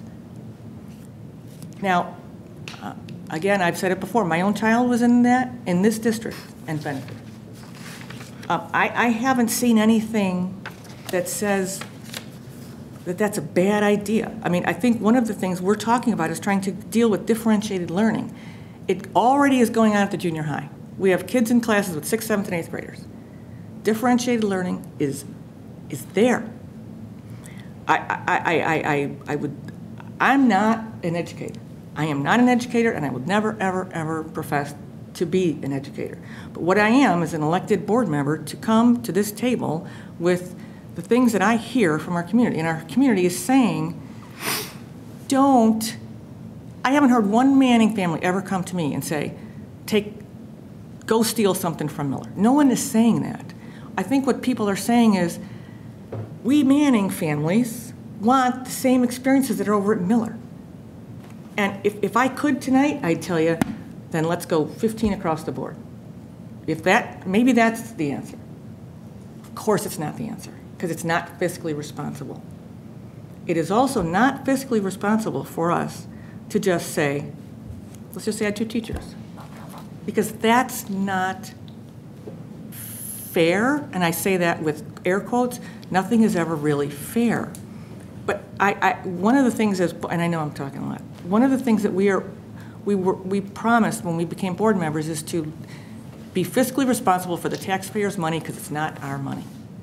And I would say we have, I don't know what your numbers were, there's 8 to 10 teachers teaching to 15 students.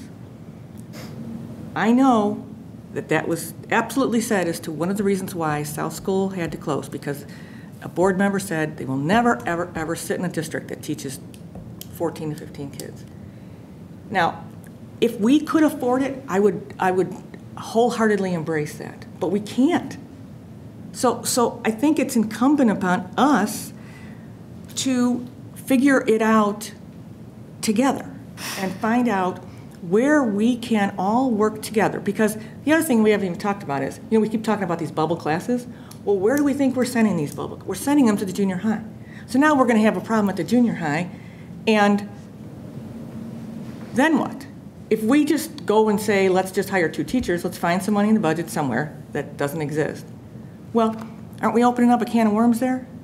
So I feel very, very strongly here that we do need to look at what's in front of us. I think something, Mr. Armstrong, you alluded to was that we've got some teachers retiring. Maybe there's something creative that can be done in terms of taking one building and leaving those teachers there, but instead of hiring a teacher for that building, bringing them to another place that is needed. I just find that, I don't know. I don't have all the answers. I do know that we are not going to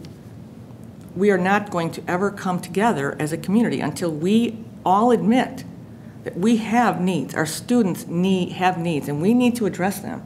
And it's our job as the board to give that direction. Kevin, I know you did say in the past that it's probably not a real good idea to ever, make a board policy, but maybe we should have our own guiding principles. And again, have a range. This is the range that we will have for because as we've seen, and again, Joel, I haven't seen anything other than what you presented tonight, but I would have to, you're a scientist, I would imagine that you probably, if we look at that, then I think what we're looking at is we've got some more similarities than we think. Am I right? There's more similarities in the two. That's really what I was than differences. So I think it's up to us to actually really deal with that. And I would say, I don't want to perpetuate this problem anymore. It's time for us to fix it. It's time for us to acknowledge that small class sizes.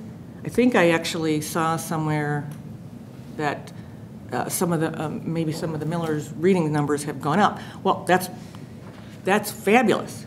I would love to see that go on with all of our elementary schools. And I don't even know but maybe that's what we need to look at. Embracing that. Not us versus them. There is no us versus them. Thank you. So Kevin presented us with a set of options, and We spent a lot of time talking about our personal opinions and feelings, and I really would like to talk about the options. I can share anecdotal experiences that my child has had.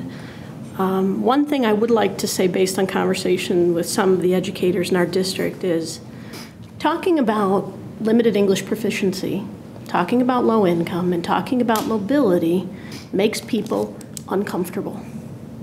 Somehow people feel as though that is inappropriate to discuss, or it's demeaning, or that, Marie, I think you put that we're suggesting that low income are not as good learners. We need to be talking about these things, whether they exist in one building, another building, it doesn't matter.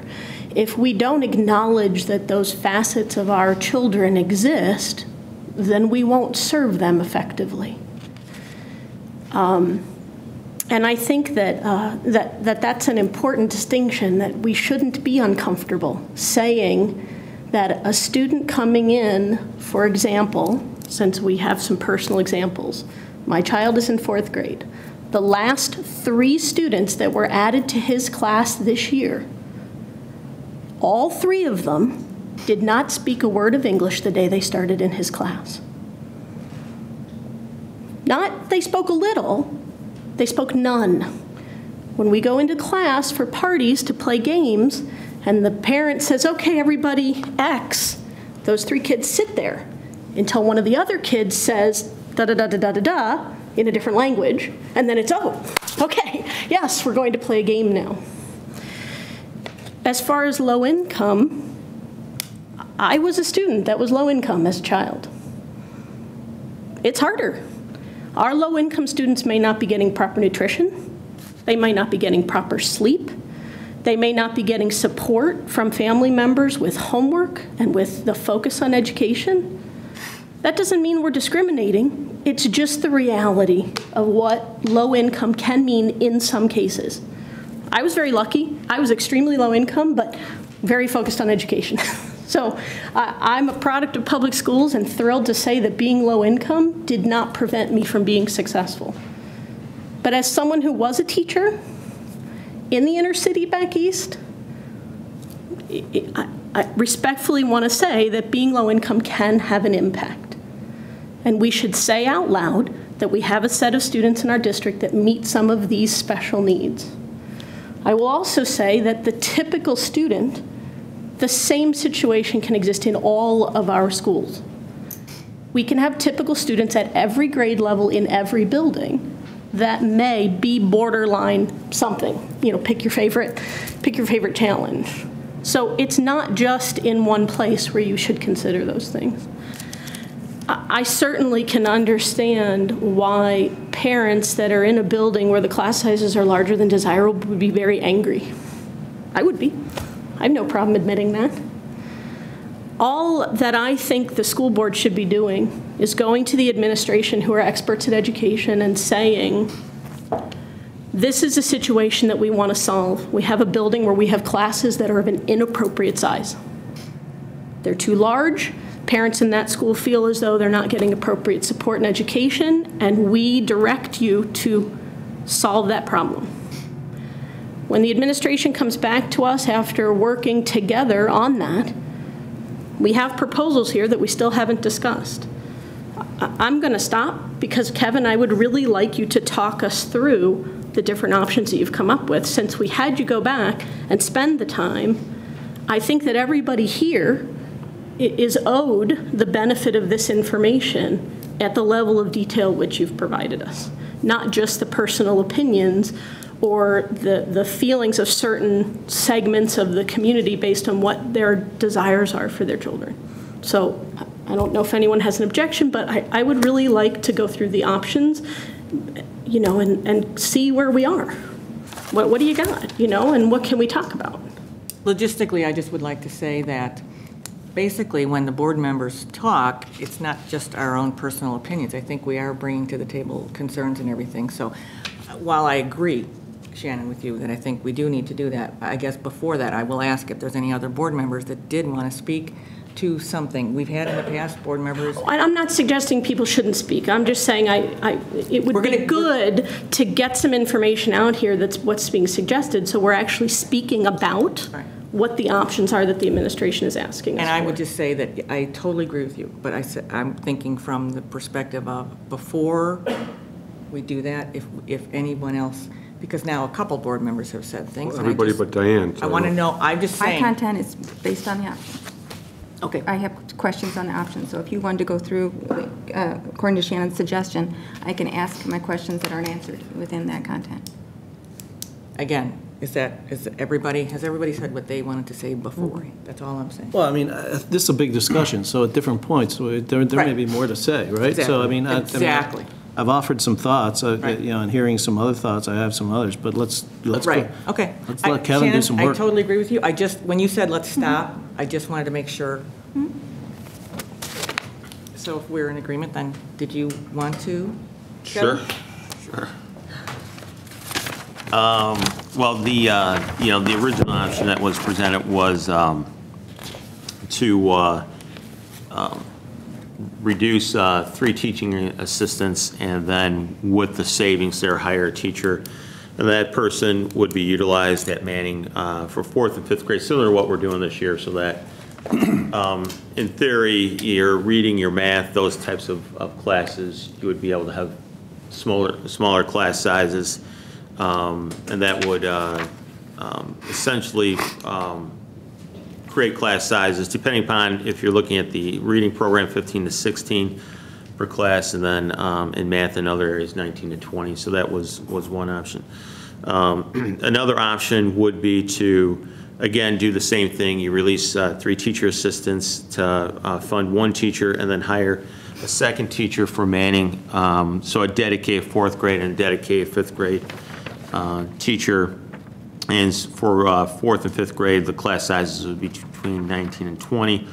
And I did indicate a cost, and this is off, again, the school report card average teacher, and this includes benefits and everything, $84,000.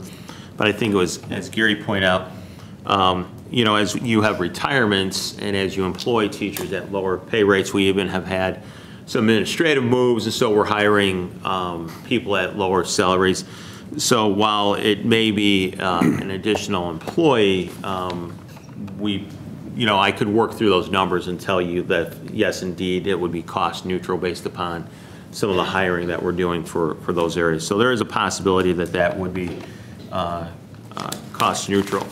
Beyond that, then, if we're looking at, I think it was phrased, working with our resources, then one possibility is, we talk about the split class concept. One possibility is doing a 4-5 split at Manning, and that would reduce the class sizes between 22 and 23, which, again, option 2 does provide for lower class sizes in that regard. So again, that teacher would be, the cost savings is from the 3 teacher assistants, and so that's how you're able to do that split.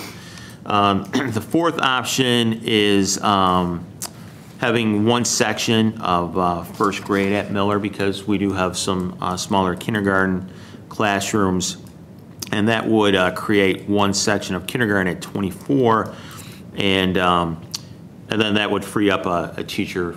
So you would have 1 4th grade teacher as a result of releasing 3 teaching assistants, and then 1 teacher as a result of combining your kindergarten sections. And the only thing that I think it was pointed out that we do have a tendency in our district to pick up students between the summer of kindergarten and the start of 1st grade, and I think that. And probably this is a longer, lengthier conversation for the district, but I think that's a product of having a half-day program. I think some of our families choose a program that's all day, and then take advantage of them being able to go to their home district. And so 1st grade, they transfer in. And so we could then see that 24 bump up to that 25, 29, 30 number, which I think we all agree that's a large class size. And it actually, if you look at the studies, it's actually is more of an issue for lower grades, lower elementary than it is the upper elementary. So, so that's a possibility. The other possibility is, again, looking at split class, but instead of Manning, looking at Miller. And, you know, and I would obviously want to work with Miller in determining what grade level that would be the best opportunity for that. But, you know, again, a 1, 2, 2, 3, 3, 4, 4, 5 split. And for the grade levels at Miller, if you do that, you're looking at class sizes of about 20. Again, that FTE savings then could be used for Manning, so that we create a section of 4th grade and a section of 5th grade at Manning.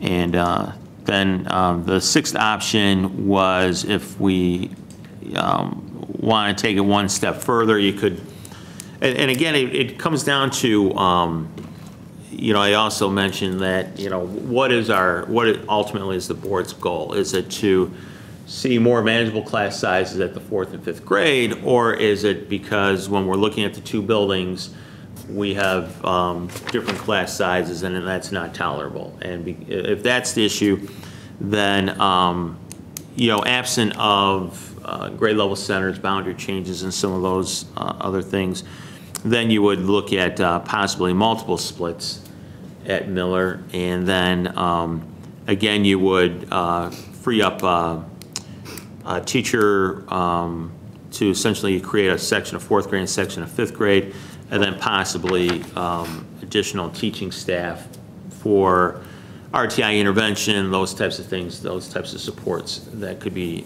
utilized at Miller. So those were the you know, the 6 options that were presented to the board. You know, and again, I know none of them are 100% the way to go, and you know. Can I ask a question, something that we touched on at the last meeting? Students or families that move into the 201 district, all of the new students, are they being routed to Miller? Is that what you said in the last meeting? I mean, are they being automatically? That's what we've been enrolled doing, at Miller? We've been trying, and because of the class sizes at Manning, we've been redirecting. So but that continues, is that right? Right, that continues, and again, unless the board decides, you know, no, we don't need to continue that practice. Okay, and then, so is that the reason that in option 4, you mentioned that, you know, there may be, Miller experiences an increase of 5 or 6. That won't happen at Manning because they will be. Although if, the one thing that we probably would do differently, if we did collapse the kindergarten at Miller, then I would say then for that grade level, we wouldn't, you know, allow those, you know, we'd allow those new families to attend Manning, because we're already at that 24, and we'll probably pick up additional students. Just because we're doing that, it occurred to me, if a family moves into the district thinking they're going to go to Miller or Manning or one school or the other, do they have a choice? I mean, how do they solicit the board if they want to go to Miller or Manning as opposed to Miller? I mean, do they have a choice in that? And if so, how would they do that? I mean, right now we have our you know, attendance centers, and basically wherever you reside, that's where the child attends. In the case, because of conversations we had last fall, the practice was new families would be directed to Miller. If you have a situation where a parent lives in one attendance center or the other and would like to go to the other district, typically that would be brought to my office, and then that would be brought to the board to ultimately make that decision. I would like to just jump in there on that topic, if that's okay, Mary Kay. I thought that what we talked about last year was just, when we talked about this at the beginning of the school year, that it was just, I think the word was Band-Aid, just to get us through this year until we had more time to talk about further. I would hate to have a family I think Mara talked about that. If a family moves in, and let's say they move in over the summer, and their kids are playing with all those kids, and then they find out that they're not going to go to school with that. So I think we need to talk about that as to whether we want that to continue. Right, I mean, that's- because there's value to that. So I just want to throw that out, that I thought that was just a temporary thing. And that gets to the notion really of neighborhood schools again. Right. That the notion, and in fairness, there are notions that really are competing with each other at several levels. Neighborhood schools, but then we voice this notion of same experiences. Well, neighborhoods are different. And so, and then we say, the neighborhood school is inviolate. Nothing's going to change about the boundaries. That's what we want, but we want the same. Well, we can do the same. The same is called grade level centers, but we've sort of already ruled that out by virtue of saying inviolate boundaries for neighborhood schools. So what we're really saying, my opinion, just to say it out loud, we're not saying we want every child to have the same experience. They can't. What we're saying is we want every child to have a really high quality educational experience in their building, right? I mean, so it's not about the same, because the two buildings are so incredibly unique, not just in real estate, but in student population. And just to say it out loud, the Miller population, it's not that low income and ELL and race and all that kind of stuff mean you can't learn. It means there's work to do that's harder work than a homogeneous learning set or a closer to homogeneous learning set. So again, there is competing concepts here. We're dedicated to neighborhood schools, but we want the same, and I don't see how you reconcile those. More importantly, I mean, I don't personally get at all why why I'm trying to direct my educators about building level staffing decisions like that. I totally don't get why I'm at the board table trying to do that. I get why I'm trying to tell them, how many kids should be in a class, but I don't get why I'm trying to tell them, how to do that in each building. One of the things the board does is hire and fire. So if one of the options is brought to us that we might need to hire some teachers, I think, I mean, I don't know. I think this is a valid conversation at the board table, because that is what one of the things the board does. Can I ask a clarifying question, quick one to Kevin? I think I heard you say, based on retirement, that it's possible that hiring 2 teachers could be close to cost neutral. Did I hear you say that? Right, we'd have to look at, the hirings we've done to date and. Well, I mean, that changes the discussion a little bit, because we as a board certainly have financial responsibility. We all agree, I think, that that's a primary role. And to set the expectations for quality of education.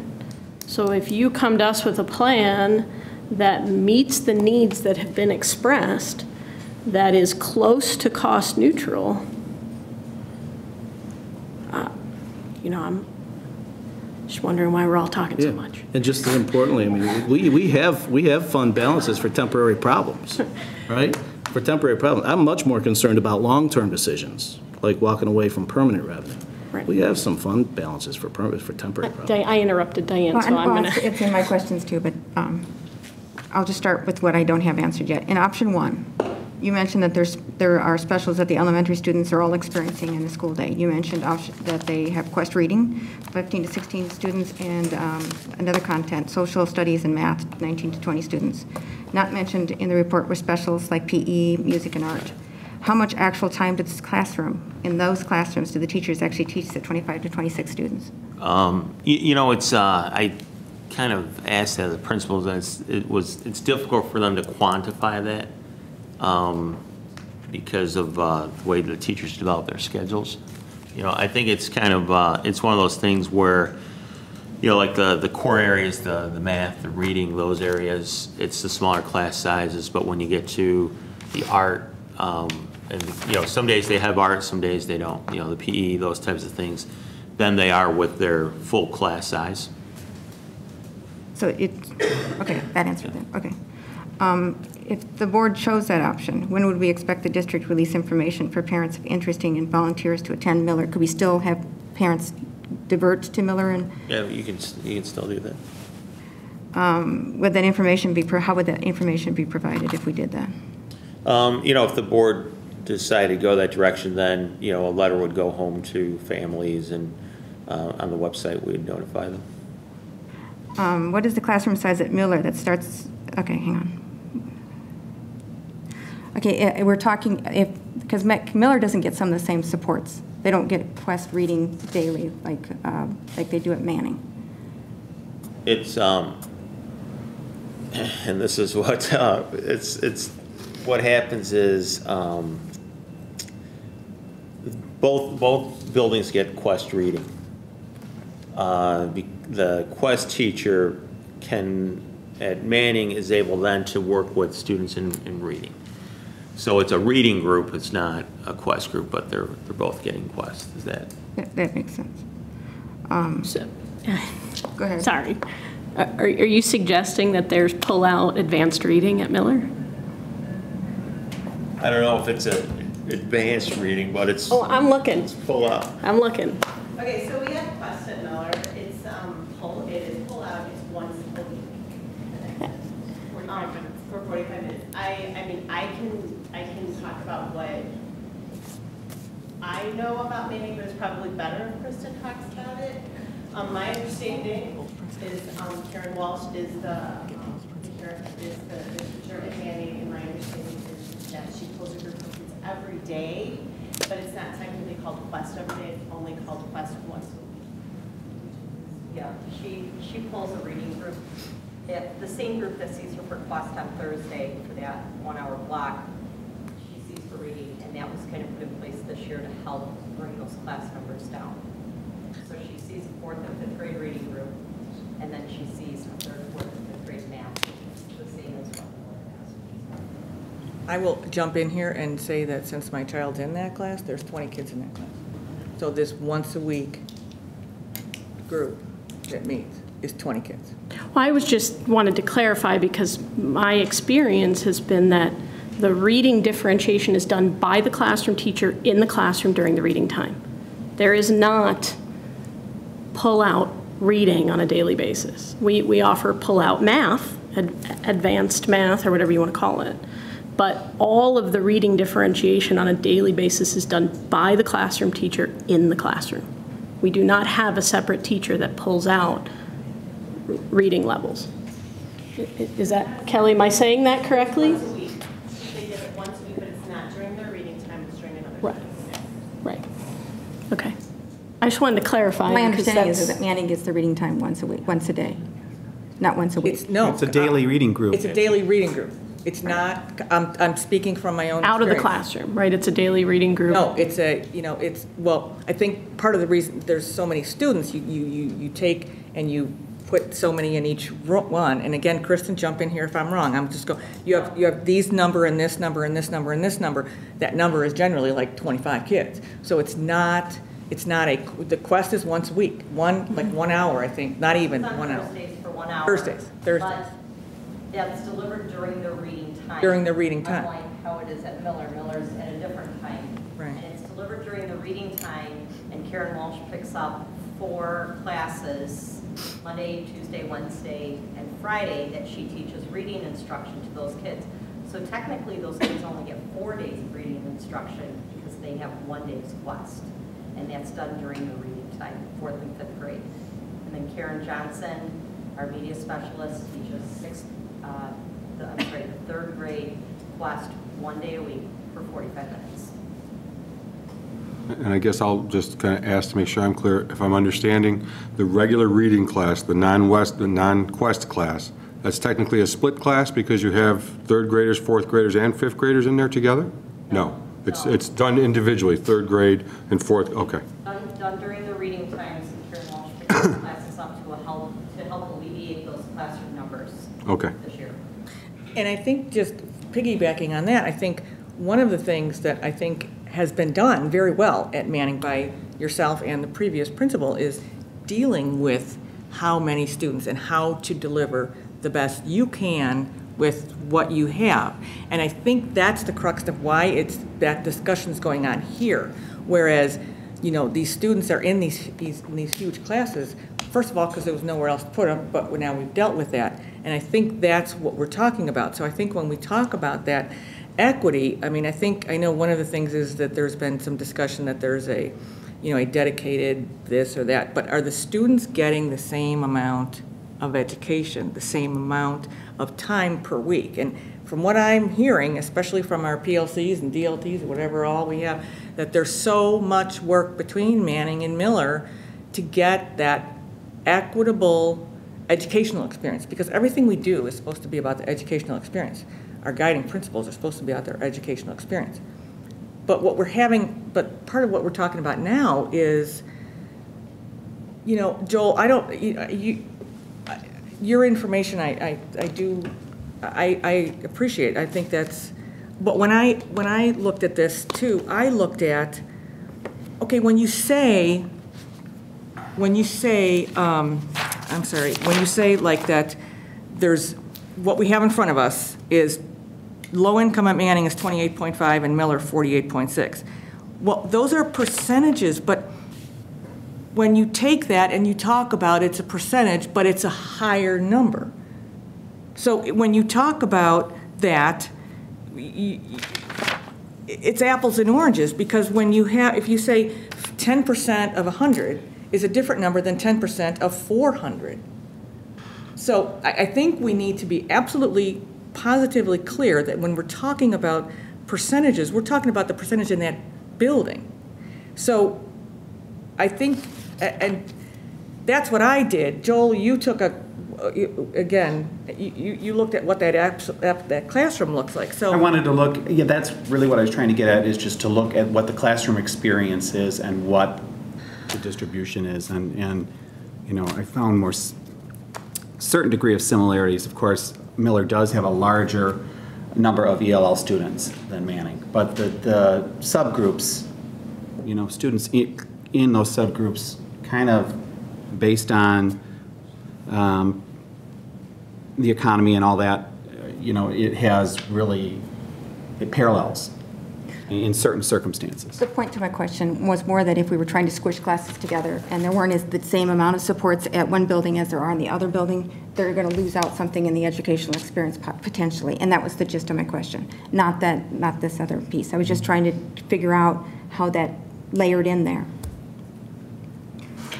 I'm going to go back to my question, though. If we think hiring 2 teachers is close to fiscally neutral, isn't that what we want? Well, I'll go back to that too, Shannon. If we can make that cost neutral for this coming school year, I think that would be very important. But to kind of agree with what's been said by the community and other people, we still have to find out what's the acceptable maximum number, what's the acceptable minimum number, and then we have to be able to allocate our resources in the district when those numbers are hit.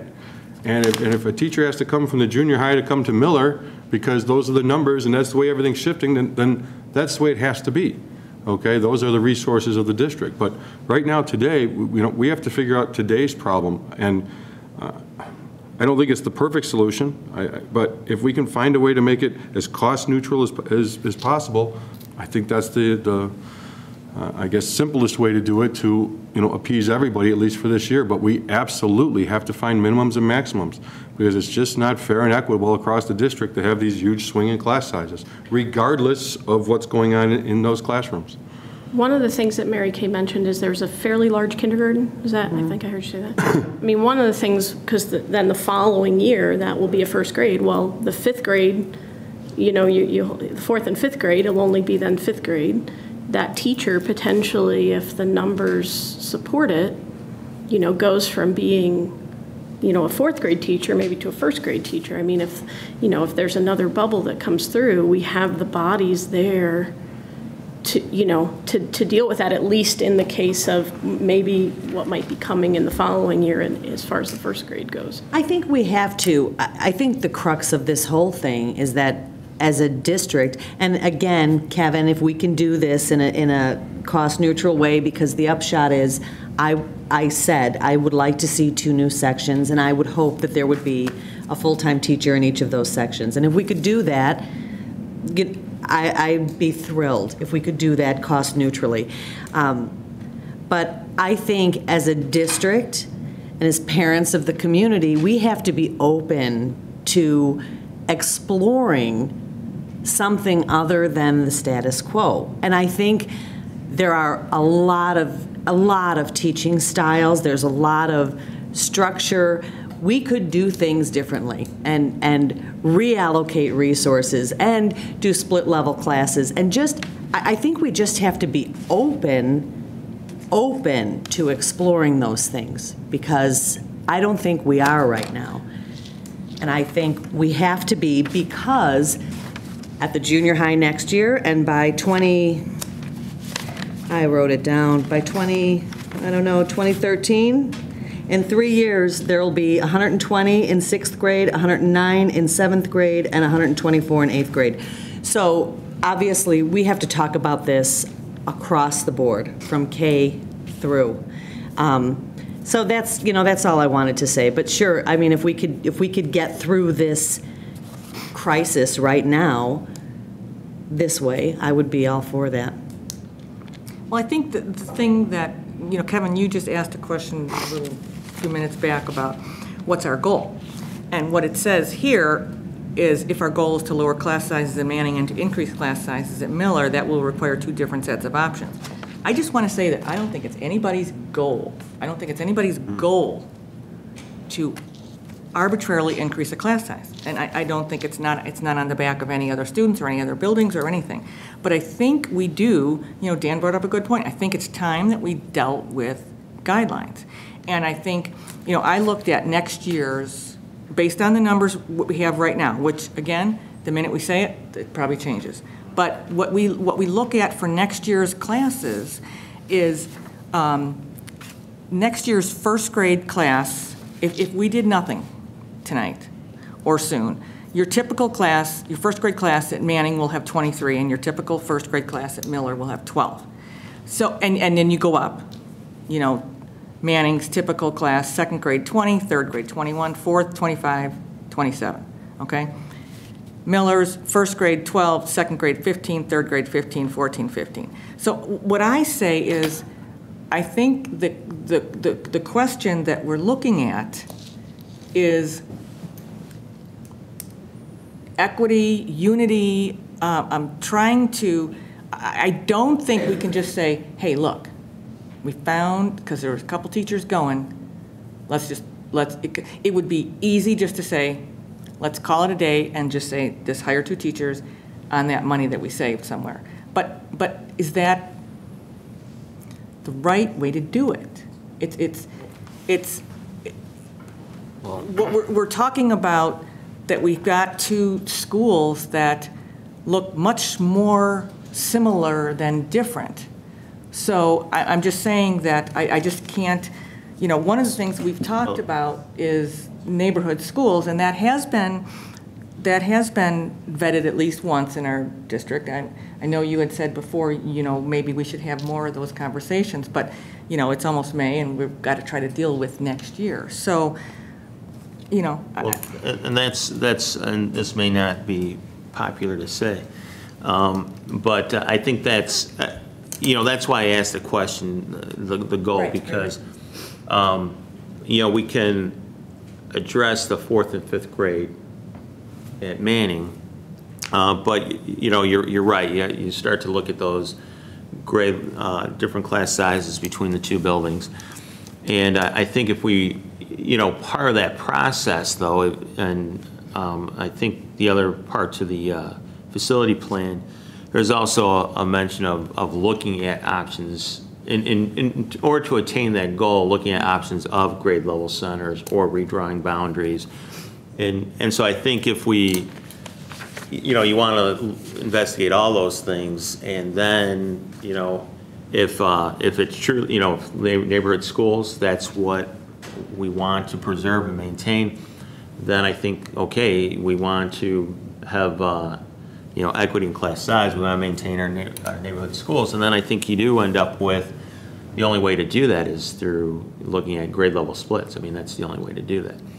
But, I don't know if we are at that point now where we can answer that question, or do we have to, I think it was Judy Wilson who mentioned, it was mentioned that a survey would, we, didn't follow through, we didn't get the, go through the survey process. So, I don't know if we, look at all those options, looking at that long-term solution. And then I think part of that discussion ends up being, okay, what are the floor and the ceiling to class sizes? When is it, okay, this has to be collapsed because it's too small, or this needs to be split because it's getting too large.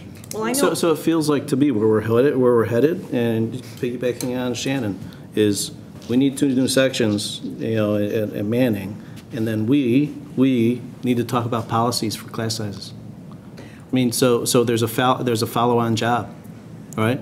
But for next year, the one thing we know for sure, it feels like, what I'm hearing, is we need 2 new sections at Manning. Well, if we can make it cost neutral, if we can you look into that? Or even close to. I mean, worst case scenario, you go to option, is it 4? That gets 1 teacher, the kindergarten becomes 1 classroom with 24 for this year.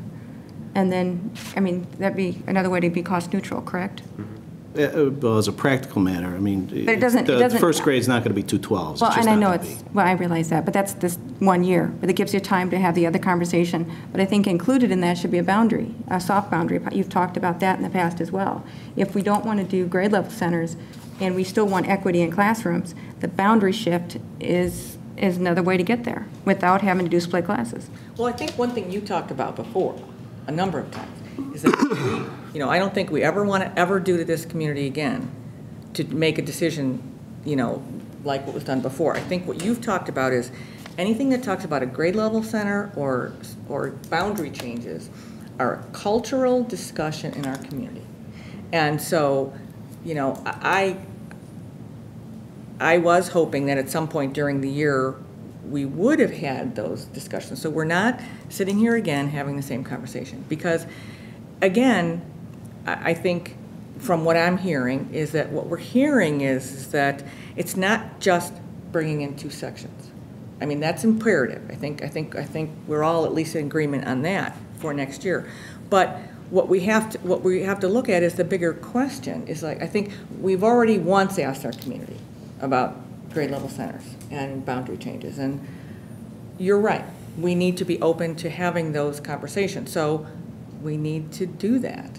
But I think, to say that we can't, I don't agree that we're just going to put off that conversation, that policy, we'll talk about that later. I was kind of hoping that. I just meant not tonight. Let me finish. I know. But what I'm saying is that since we have, this is on the, we talked about it last time and we talked about it this time. We're talking about it again tonight, and obviously the community's been talking about it.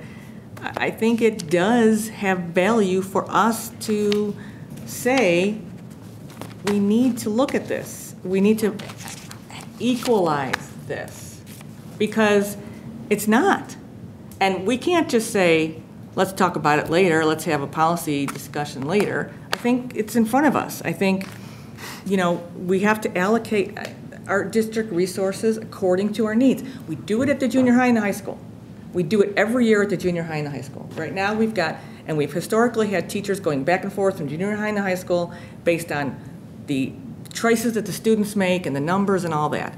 I'm not saying that we should be pitting teachers or pulling them or whatever. I think we should look at our district and see what we have in front of us. And what we have in front of us is a huge inequity. And I think to just say, hey, we found teachers retiring, let's just take that money. I don't think that's fair. Because maybe we could have used the savings money from the retirements to do something else. So I would hope that we could find, I mean, what's presented to us is, it's very hard to figure out because there's a lot of reasons why they don't work. I would have hoped to seen something that talks about something that might work.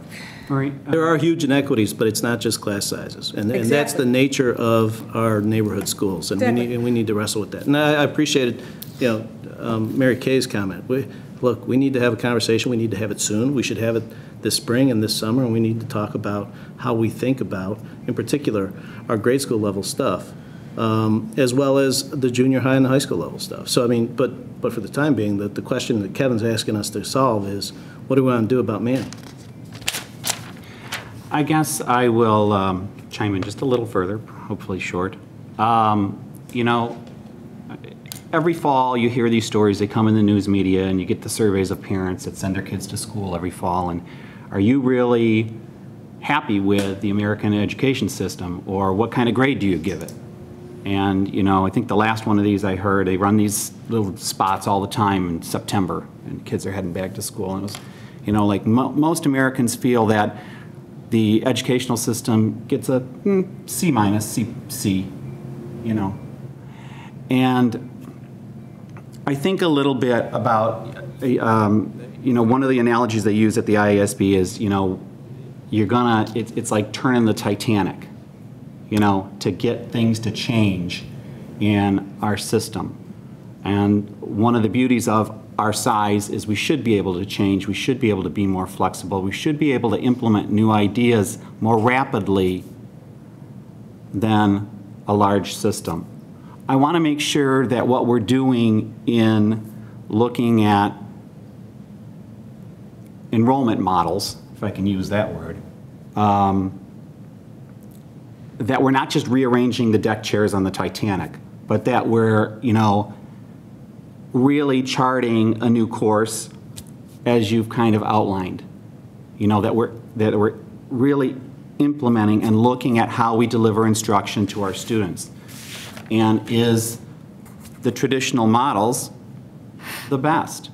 I'd really like to see us try some things and evaluate them and learn from them and say, not a good way to go.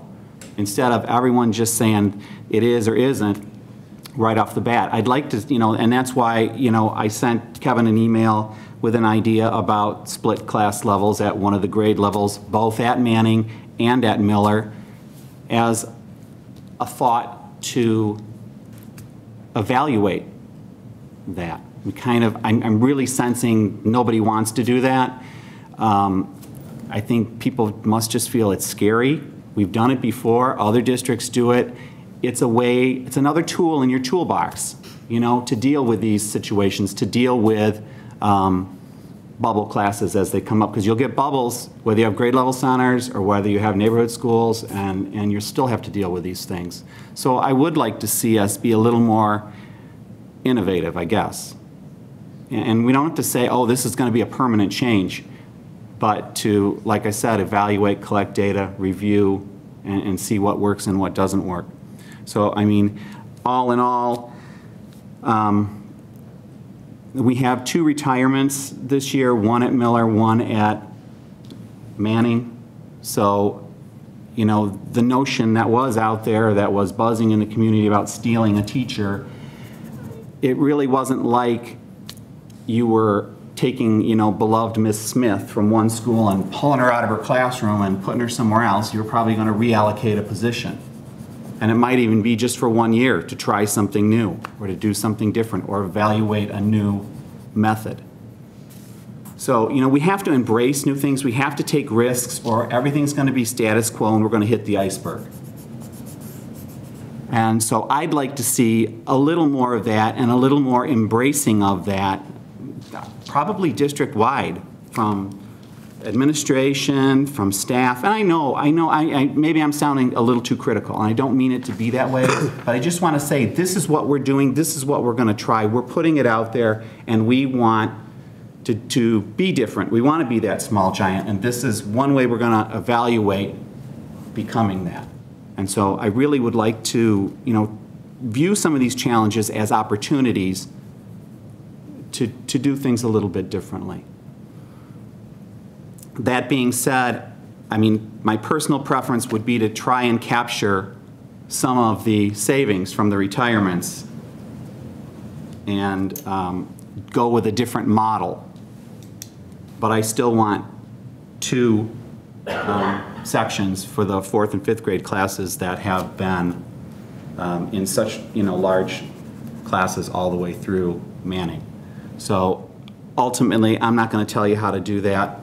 I'm going to leave it up to you. So, if there's any other things that you come up with, I don't know. But really, I don't want to tell you how to do that because I don't really know the best way. But I do know I'd like to see a little more innovation as we run into challenges like this. And yes, we absolutely need to have conversations about grade level centers, about neighborhood schools, about all of those things. But I am not going to ram that through. If we go with a different model, then I want it to be from a point of the community wanting it. And a lot of indication that we have so far is, still like the neighborhood school concept. So we'd either have to do a lot of education and we'd have to, get a lot of feedback and get participation from parents, a wide variety of parents. I haven't been asked about so. Excuse me, sir. There'll be time for I'm just saying there'll be time for public comment afterwards. Thank you. Joe, and look at doing things a little differently. Are you done? Because I wanted to. One thing that you just brought up, it reminds me of some of the things that we've been talking about is, and I think you've talked about this, Kevin, a couple times, is trying something different to see if it works. Because right now, our models are 3 sections of everything at Manning and 2 at Miller. And that's just the way it is, and it just stays that way. And so far, it's been no matter what the numbers are, until this year when we've got the facilities committee up and running and everything. But one of the things that I liked so much, Kevin, about your state of the district and your things that you've brought to the board is that video that you talked to us about. And one of the things they talk about is that constant industrial learning of just lumping kids based on their age. And maybe there's another way to do that. And all of a sudden, Joel, something you said reminded me of that, because if you want to try to do something like that, why are we, let's take a leap. Let's try something different and analyze it and see if it works. I said before, I don't think anything that we're talking about now, other than when we do get to policy or guidelines, is something that is absolutely etched in stone. But what if I don't, again, I'll preface it, I'm not an educator, never professed myself to be, but what if you take you stop just allocating by the date the child was born and start looking at something creatively? I was hoping to see that when it was brought to us, something creatively. Take, some other thing other than the date they were born, and that's where you're going to sit. And I think what we have in front of us is an opportunity to do that. And I would think, again, not being an educator, that might be really kind of cool for a year to try something different. Again, I'm not a teacher. I got my own things that I'm doing, but that's what I was kind of looking at. And I think that starts to make us to be different. It makes us look like we're heading in that direction of a small giant. I know that you and the teachers are working so hard on the differentiated learning models, and that's going on, from what I understand, very well at the junior high and high school. But it's not happening at the elementary schools, and I think that's probably why this discussion is really coming out more now. So it's not, I never saw our goal tonight to just increase and decrease. I never did. I thought that our goal tonight was to follow up on the conversation we had at the beginning of the school year about how we're going to deal with what's in front of us. And that's what I had hoped, that we were going to have that conversation so that we weren't having it in September of next year. And so I would love to embrace some kind of creative solution to a problem that we're hearing is a problem. I'm sorry, but I don't really understand what you guys are asking Kevin for. Yeah. Maybe it's me and maybe it's late, but I mean, you're asking him for a different set of options? Are you saying No, the next thing, hang on one second, let me just clarify my question. Are you saying that the next thing that comes up, you want him to give us more creative options? Are you saying we can do something tonight, but on the heels of that, you want him to come with different ideas? I mean, I've had one-on-one conversations with Kevin. He's got lots of great ideas, but we don't ever get there. And the reason we don't get there is because we just spent how many hours, you know, I'm sorry, but I just think if we have a solution to this problem and then we want to give Kevin direction that tell us some of your creative ideas. I've never heard any of us say to Kevin, we now want that from you. All we've ever said to Kevin is we spend too much money, we don't have enough revenue, and we need to solve these problems that are in front of our face. So if we're now saying, which I think is what I'm hearing you saying, that you want those creative ideas and options and solutions, then we need to say that to him as a board, we need to give him a timeline, and we need to ask him to provide those. That's not what we asked him for 2 weeks ago. That's what I asked for. Well, that might not have been what you asked for. Kevin, you'll have to speak to that because I can't. I'm not inside your head. But, you know, I think if that's what we're saying, then that's a different set of direction, and we should say, Kevin, you as a, you know, experienced, educated educator, you know, relatively new to our district, tell us what some of your cool ideas are, and let's start, you know, really talking about them. Right, and I view there's two, we're dealing with two issues, like other people have said. We want to deal with the immediate issue. I'm really not talking about, coming back with more options for this particular issue, if that's what you're asking. I am. I just trying to understand what the feedback is. I don't want to lead Kevin to believe that, no, go back to the drawing board. No. I want to solve the issue here by hiring 2 new teachers for 4th and 5th grade. I think I said that. But I am looking for the future, you know, when these things come up, that we look a little more creatively. That's what I was saying. And what I'm saying is that I totally appreciate what is brought to us, but there doesn't seem to be, from where I sit, there doesn't seem to be anything that's just right there. I think I was, you know, what I see here is a number of, you know, well, this won't really work, you know, and while I agree with a lot of that, I was hoping that it wasn't just hire 2 teachers. And I don't feel that way. I don't feel that we should just hire 2 new teachers. I feel that we should allocate our district resources to the best needs of our students. Now, I am not the superintendent. You are. And when we talked last week, that's what I was kind of hoping to see, not just, you know, and frankly, as far as I'm concerned, if we have topics that are very, very, very important, I think they deserve to be talked about. So I think that's what we're doing. We're I'm not suggesting that. I'm just saying. Come on, Bree. I'm asking you to do the same thing. I'm asking for the same thing.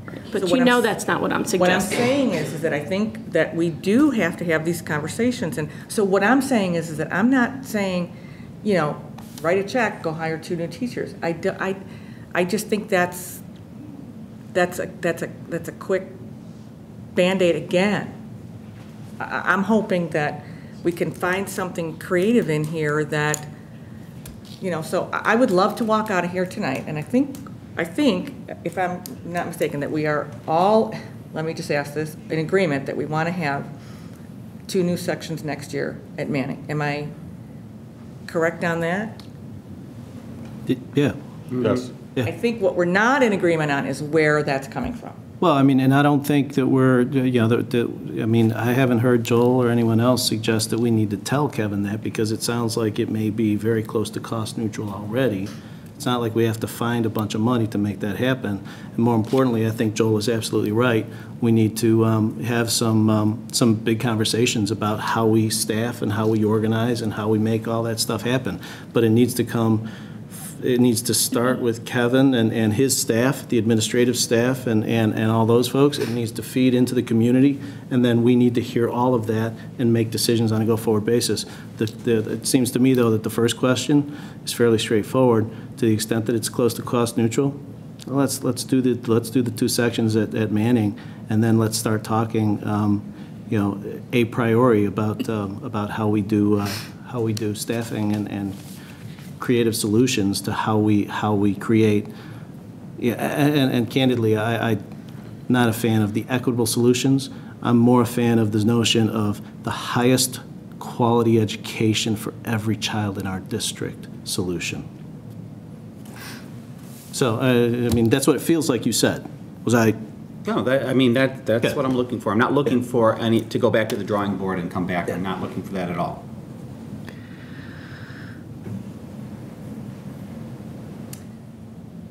Kevin? What do you need from us, Kevin? He says a break. This is perfectly clear. Besides the bathroom break. There is mud. Well, it's obvious that an additional section of fourth grade and an additional section of fifth grade at Manning. That's what everybody's saying. Then the next question obviously is that, we just go forward and do that, the way that we, I think will work best, or is it, again, are there some options that are not, that the board would not? I vote for the one that you think is best, because most importantly, I mean, we've got some other things that are pretty important, which is you've got to have staffing plans in place if you don't already have them in place. We have contractual obligations to let people know what they're doing next year. So, we need to start a big conversation. So for the time being, fix the two, my thing that I'm hearing is fix the two-section problem, put in place what you can put in place for next year, and then let's talk about the future.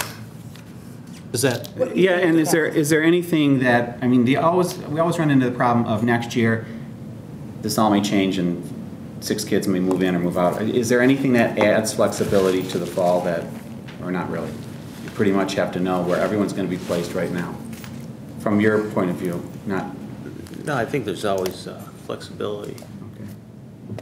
And that's what I guess I would have to say, and I might be the only board member up here, but I just have to say, because in the end, we're only accountable ever to ourselves. And I just have to say that I think that it's going to be just too easy to just write 2 more checks to bring in 2 people. Well, That bothers me, because I just think that if we have some savings that we found, fabulous. Let's. But I just think that this topic deserves the discussion, and I think we're having it now. So maybe I'm the only one, but I'm just saying that I absolutely agree that we should have 4th and 5th grade. But I was hoping to see an option that there was some benefits to trying something different, and that's just what I personally feel. So what's the point at which we say we want to try to do a vote? Because that's procedurally something I'm unclear on. We don't need to We're do a not vote. doing a vote. It's more direction, Just right? discussion, okay. So we have consensus to do the 4th and 5th, right? 2 sections. 2 sections. After that, it's, there's 6 options, I don't know. What the administration thinks is best. Kevin, Well, I'm sorry, Kevin, let me just, I think it would be important to still know how cost neutral it is. right, that's what I would say. That would be my is, question, yeah, okay? Is it close or is it not close? I mean, are we talking Kim and I would want to take a look $15,000 at or it. are we That's a good talking point. $60,000? And the other thing I Okay. think too is, again, developing the timeline for that more thorough process as well of looking long-term, because as it's been suggested, this isn't, this year it's 4th and 5th grade, but that doesn't mean it's not going to be a different grade level in the future. And at some point in time, it may be, we may be having these conversations about class size at Miller. I mean, there could be, a shift at some point in time in the future as well. So I think it, and you're right, I'm not a big proponent of board policy about class size, but I think guidelines, definitely. And, we can even look to some neighboring districts as to how they address some of those. Kevin, what about, going back to something Mary Kay said like a long time ago, about like what we talked about with new students. If you look at what we have in front of us, right now, and, you know, again, so we've been talking so much about the 4th and 5th grade, but we've got this issue coming up about next year's 1st grade. And as it stands right now, if we do nothing in 1st grade next year, Manning has 23 kids per class and Miller has 12. So is there some way that we can do something there? Because because now, if we take our 4th and 5th grade at Manning and split it, then that gets the 4th and 5th grade next year at 20 each. So now we've got our 1st grade sitting there with the most number of kids in the classroom, and Miller at 12. And so and I think we should probably have this conversation too. Do we want to continue diverting our families to Miller? Because that brought up that question. I guess we need to maybe answer, and I know I'm jumping all over the place, but that should probably be something that we talk about if that's something we're going to continue to do. Kevin, can you just clarify, what's the historical average of the number of students that add in 1st grade? Do we know? It's 5 to 6, I believe is what. Okay. So we're looking at 15 or 16 kids in the 1st grade next year, not 12. And I mean, if we just take historical averages and say we're most likely to follow that trend. Well, then at Manning's go up to 20. Well, I don't know, because the only number we should address that, yeah. The only number that's been presented to us has been what the historical averages are at Miller. So I don't know what they are at Manning, and I don't know if they're the same or not. But I just wanted to clarify that I mean, really our best projection says that it's going to hold where many of the other classes are, that 15 to 16 kind of range. Is that? But you know, you bring up a good point.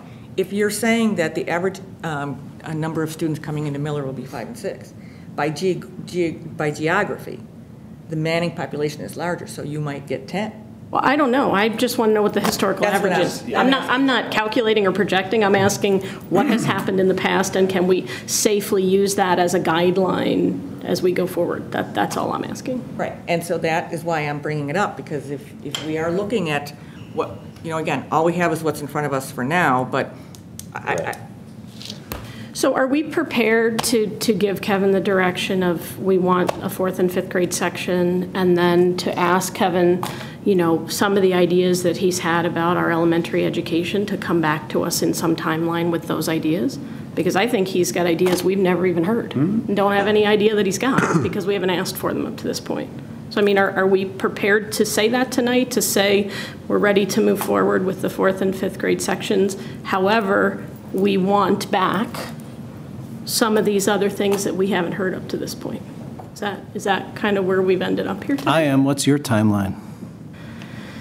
This middle of this summer, maybe? I don't know. I mean, it's before the school year starts, so that we can start thinking about the following year, certainly. Yeah. And seeing if, you know, one of my primary concerns is if we suggest taking another adult out of Miller, which is already fairly thinly staffed from just a physical number of adults in the building, I would want more information from the building principal about how taking an adult out truly impacts the day, and dealing with, you know, medical emergencies and staffing the office and being able to answer the front door, and, you know, just some basic blocking and tackling. Do you physically have enough adults to cover all the spaces, regardless of class size? Mm-hmm. So there, in addition to some of the good work that's been done on class size, I really would want to know if we're really going to continue to pursue at this level, which I tend to agree with Dan that I think this is really more Kevin's job. But if we are going to continue to pursue at this level, I would like some additional feedback from the building about what is the impact of just physically taking another adult away from the staffing there, and just making sure that that doesn't create problems that we're not even thinking about or aren't really aware of, just because whether you have 12 students or 1,200, you know, there's got to be enough bodies there to do the basic blocking and tackling that's required. That's a very, very, very good point. And I don't know that, and that's something I would want to know before we go down the road of taking bodies away from any building, any of the buildings. If you're going to suggest taking adults out, I want to know what's the. And I think that goes to the heart of the matter too. I think what you're saying is that's why I really feel very offended when there's discussions of taking a teacher from one building and grabbing her out by the roots of her hair and throwing her to another building. I find that very offensive, because I don't think anyone has ever said that. But I think it's at looking at the needs. You know, I think one thing Mary Kay talked about hours ago was walking into a building, walking into a room, and bumping into things. You know, you've got many teachers at Manning in a class with 28 kids, one teacher. So I think that's what I thought we were going to be talking about more about is finding some creative ways to do just that. Find where our bodies needed. I mean, when you have 480 kids in a school, there might be more bodies needed there. You're absolutely right. I agree with you. So I think, you know, Kevin, I don't know. I mean, you tell us. You've heard long conversations. And Very long. Very long, but I again say very important. Is there, you know, you asked about timelines. I would love to see something that does what we talked about at the beginning of the school year, that does address more than just a Band-Aid. Right. And if it's, and if you can talk to the principals and to find a way based on what you're hearing at the table, I mean, you tell us. Is there some, you know, you've heard this. Right.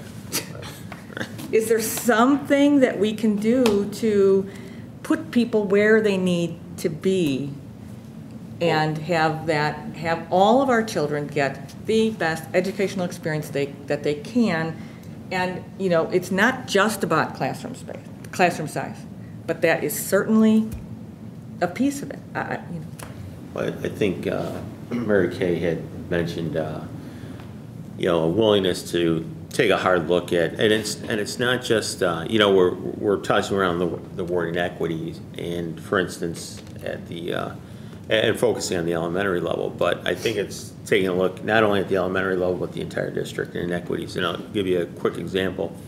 When we do have a student who moves into our district who doesn't speak English, at the elementary level there's a tremendous amount of support for that young person.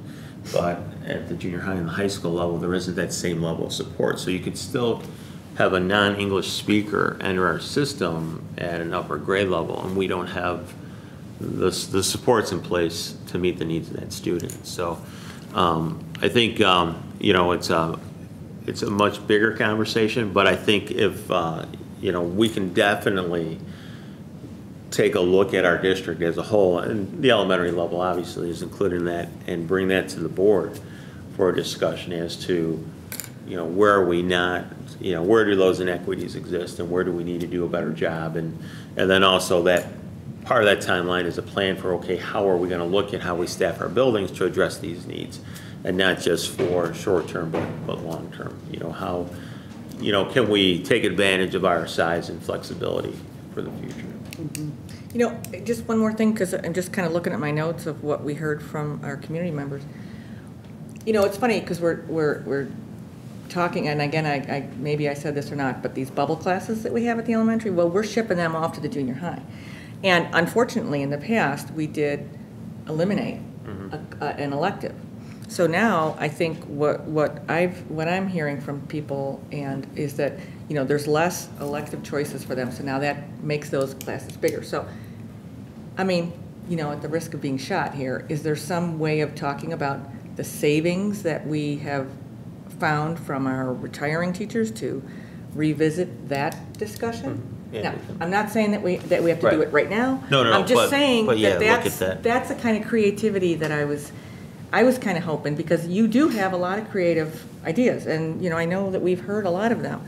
So maybe this isn't just an elementary building. It's true, we're a unit district. We should be looking at our other populations. The whole district. So, do you have enough for tonight? Oh yeah. Yeah. Maybe we can talk about this. Oh, sure. Before the school year ends? Mm-hmm. Right. Is that? Yeah. And we can talk about guidelines and that, such things? Yeah, Does that seem to summarize? Mm-hmm. Okay. Yeah. So So what are we doing? We 2 new teachers? Still, I'm sorry, but I mean, we're still in the same place. What are we doing? But I want, but is, yeah, but I mean, is that? Yeah. Okay. Yeah. Want to make sure, because we're saying, is it okay, but we're not saying what it is. So I just want to make sure we all walk away with the same. But I was following up on the question of timelines, and I said, can we still talk about this before the end of the school year? I'm still stymied. I'm sorry. So we've agreed there's 2 new sections. Right. Have we agreed that you are hiring 2 new teachers, or is that yet to be determined? I think that's the piece where I think we said with all these staffing decisions and timelines, can we talk about it before the end of the school year? Is that okay to talk about it before the end of the school Right, I year mean, with? Kim and I will do the cost analysis to make sure that it is cost neutral, and then, you know, You're going to make sure it's cost neutral, aren't you, Kevin? We just called it close Dan to will cost tell you if neutral, it's right, not. Gary? Gary, weren't we calling it close to cost neutral? Dan will Okay. tell you if it's not. Hey, yeah. Dan will tell you what's flawed in our thinking. It's fine, given some of the stuff. Okay. All right. Move on to the superintendent's report. All right, I promised to be brief. It's still a closed session. Just a quick update. Climate Committee has met. I wasn't able to attend the meeting, but Amy Quattrone facilitated it and provided some information regarding the committee. And again, each of the subgroups are continuing their work in developing a bullying awareness, anti-bullying week. And there was also some discussion about, there's the movie Bully, some discussion about that and whether or not we'll be able to utilize that with students and what that process would look like. And then when I shared this with Amy that we would probably want to do a viewing for parents prior to that, so then parents can make that educated decision whether or not their child is mature enough for the content and be able to view that. But that's one of the things that we want to have on the docket for next year. And at our next meeting, which is May 14th at 6:30 at the high school, and we always encourage anybody who would like to be a part of that group to attend. We'll not only hopefully be wrapping up the committee work, but then also setting some calendar dates for some summer work, and then also as we approach next year, so that some of these ideas can get implemented in the fall and we can get up and running. Facility planning, I think I mentioned we had approximately 25 contractors at the pre-bid, and I believe the last time I checked my email, we were at 6 people who have been pre-bid qualified, so which basically means they have the means and the ability and the financial backing to effectively complete our projects. And then at our next board meeting, Steve Cashin will be here with the bids, so that the board then can approve that phase of the project. So it'll be an exciting summer. And then the last thing I have, and I put it in a summary that was in your orange folder. Joel had asked about, this summer, next summer, what can we, is there something we can do at summer school? And so, partly because with the extensive construction we have going and so forth, on site I think is difficult, but there is a concept there for a virtual summer school, which utilizing some software we already have in the district, and then possibly looking at adding to that software that would allow students in math and reading to either work on areas that they're weak or enrichment opportunities. And then we would make it cost neutral, so tuition then would be used to offset the cost of teachers who would be involved in it.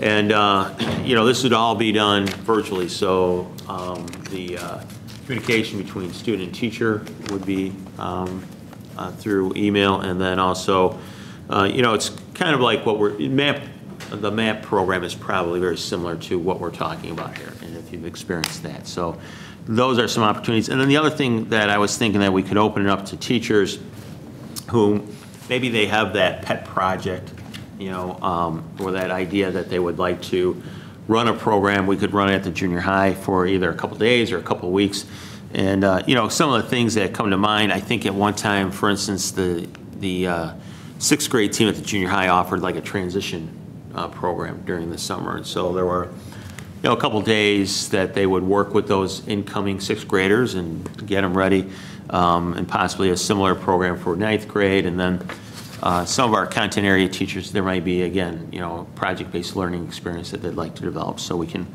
open that up. And then again, to keep it cost neutral, we would not offer transportation, and then you know, tuition would balance the cost of the you know, what it would cost to hire a teacher to do that. And then with us moving forward with our strategic plan, you know, there are embedded in there are, you know, some outcomes that we want to develop more robust opportunities for our students. And so then we would target the summer of 2013 to develop that. And depending upon where we're at with mid-range projects, hopefully we'd have some areas there where we could host those events. Well, very, very good. Thank you for putting something together on a very difficult summer to try and have anything. So I appreciate this. I hope that we advertise it really well, so that parents know about it, understand what it is, know maybe which teachers are going to be involved in it so that they can contact them and ask questions. And I hope there's you know, good participation in it, and that it benefits our students over the summer months. So thank you for putting something together. Is the virtual summer enrichment available at all grades, potentially? Definitely K through 8. You know, the high school, it's always difficult with the high school, you know, just the way software companies develop software. But if possible, we would extend to there, but definitely K through 8, we'd be able to look at something. This is amazing. I think this is really a wonderful proposal. I know some of us as parents look to find some piece of quality, something to keep our students ready for the next school year. And I think this, again, with our physical constraints, our facility constraints and physical constraints, this looks doable for this summer. I mean, doable to the extent that people just take us up on it. Right. So what, are you looking for us to say something about this? Like, well, I think based on the feedback now, it's just reaching out to teachers and then also, you know, advertising it. Okay. So we just say to you, this sounds great, go do it? Now we see. Or try it? Okay. How we can implement it. I am grateful, too, because this was a pretty hot topic last year, and I'm thankful that you put this together. It does look good. Okay. We like this? Very good. Okay, great. Okay, anything else on there? No, I think that's. Okay. Board reports, are there any board reports? I guess I'll just say this as quickly as possible, believe me. The other day, Marie Charlton and I had the opportunity, we went to the Snowflake retreat for just a little while to see how the kids were interacting and everything, and it's a wonderful program. A lot of good teachers, a lot of good parents. Students were there, very engaged and enthused, and I was happy to see that. I think it's a wonderful program. I just wanted to mention that. Thank you. I'll, again, piggyback on that. I know in the past that many times the leaders have invited board members, and I know myself, I never took anyone up on that, but this year I was able to, so I thank you for the invitation and to just observe. 4th and 5th grade, I think, is Saturday at the junior. Snow flurry. Snow flurry. Step 1. Yeah. Okay, any other board reports? Okay. Are there any public comments? And if you could state your name. Sure. My name is Greg Twarog, and I have a child in the junior high. And I walked with everybody except for Shannon, sorry, on the streets and talked with the people. And I've talked with some of you going door to door with these people. And one thing that I've noticed is that this isn't a money problem. This isn't a budget problem. It's a people person problem. The people are having problems getting together, speaking with one another, coming up with decisions. Some of the things you guys talked about tonight worked really well, but then other things didn't. If we can get past and work with each other, we'll get through it a lot faster. We can slow things down, we can have more committees. One of the things that I personally am involved with is the climate committee. If you guys use the climate committee, you can learn more from the teaching staff, you can learn more from the people. You put something on a website, you put a questionnaire out there, I'm sure that you guys can get the answers that you've talked about tonight. And then you can easily get feedback. I mean, if we utilize the website the way it could be, I think that we'll get through a lot of this a lot quicker. You'll get that feedback that you're looking for. I'm sure you can get it somehow figured out to where you get it on your docs right away. And I think that it may help in a lot of these things. I think the students are doing a lot better of a job of starting to talk with one another. I think that if we talk about the climate committee a little bit more and people understand what that is and what that means, they can get involved a little bit more. You can see all these people showed up tonight. And there were more, but time starts getting late. But I really do think that we can go and get to a further place, and we can understand each other a little bit better and where we're coming from if we look to the people. And that's it. Thank you. Thank you. Are there any other public comments? Hi, my name is Pete Kestner. I'm a parent of 2 children at Miller School. I apologize for speaking out of turn earlier. I didn't have a chance to have dinner before I came here tonight. I came from work. My son is in kindergarten this year. He'll be in 1st grade next year. He is one of the potential 12 in the class of next year. His name is Luke, and I kind of think that there's a lot of discussion about statistics and numbers.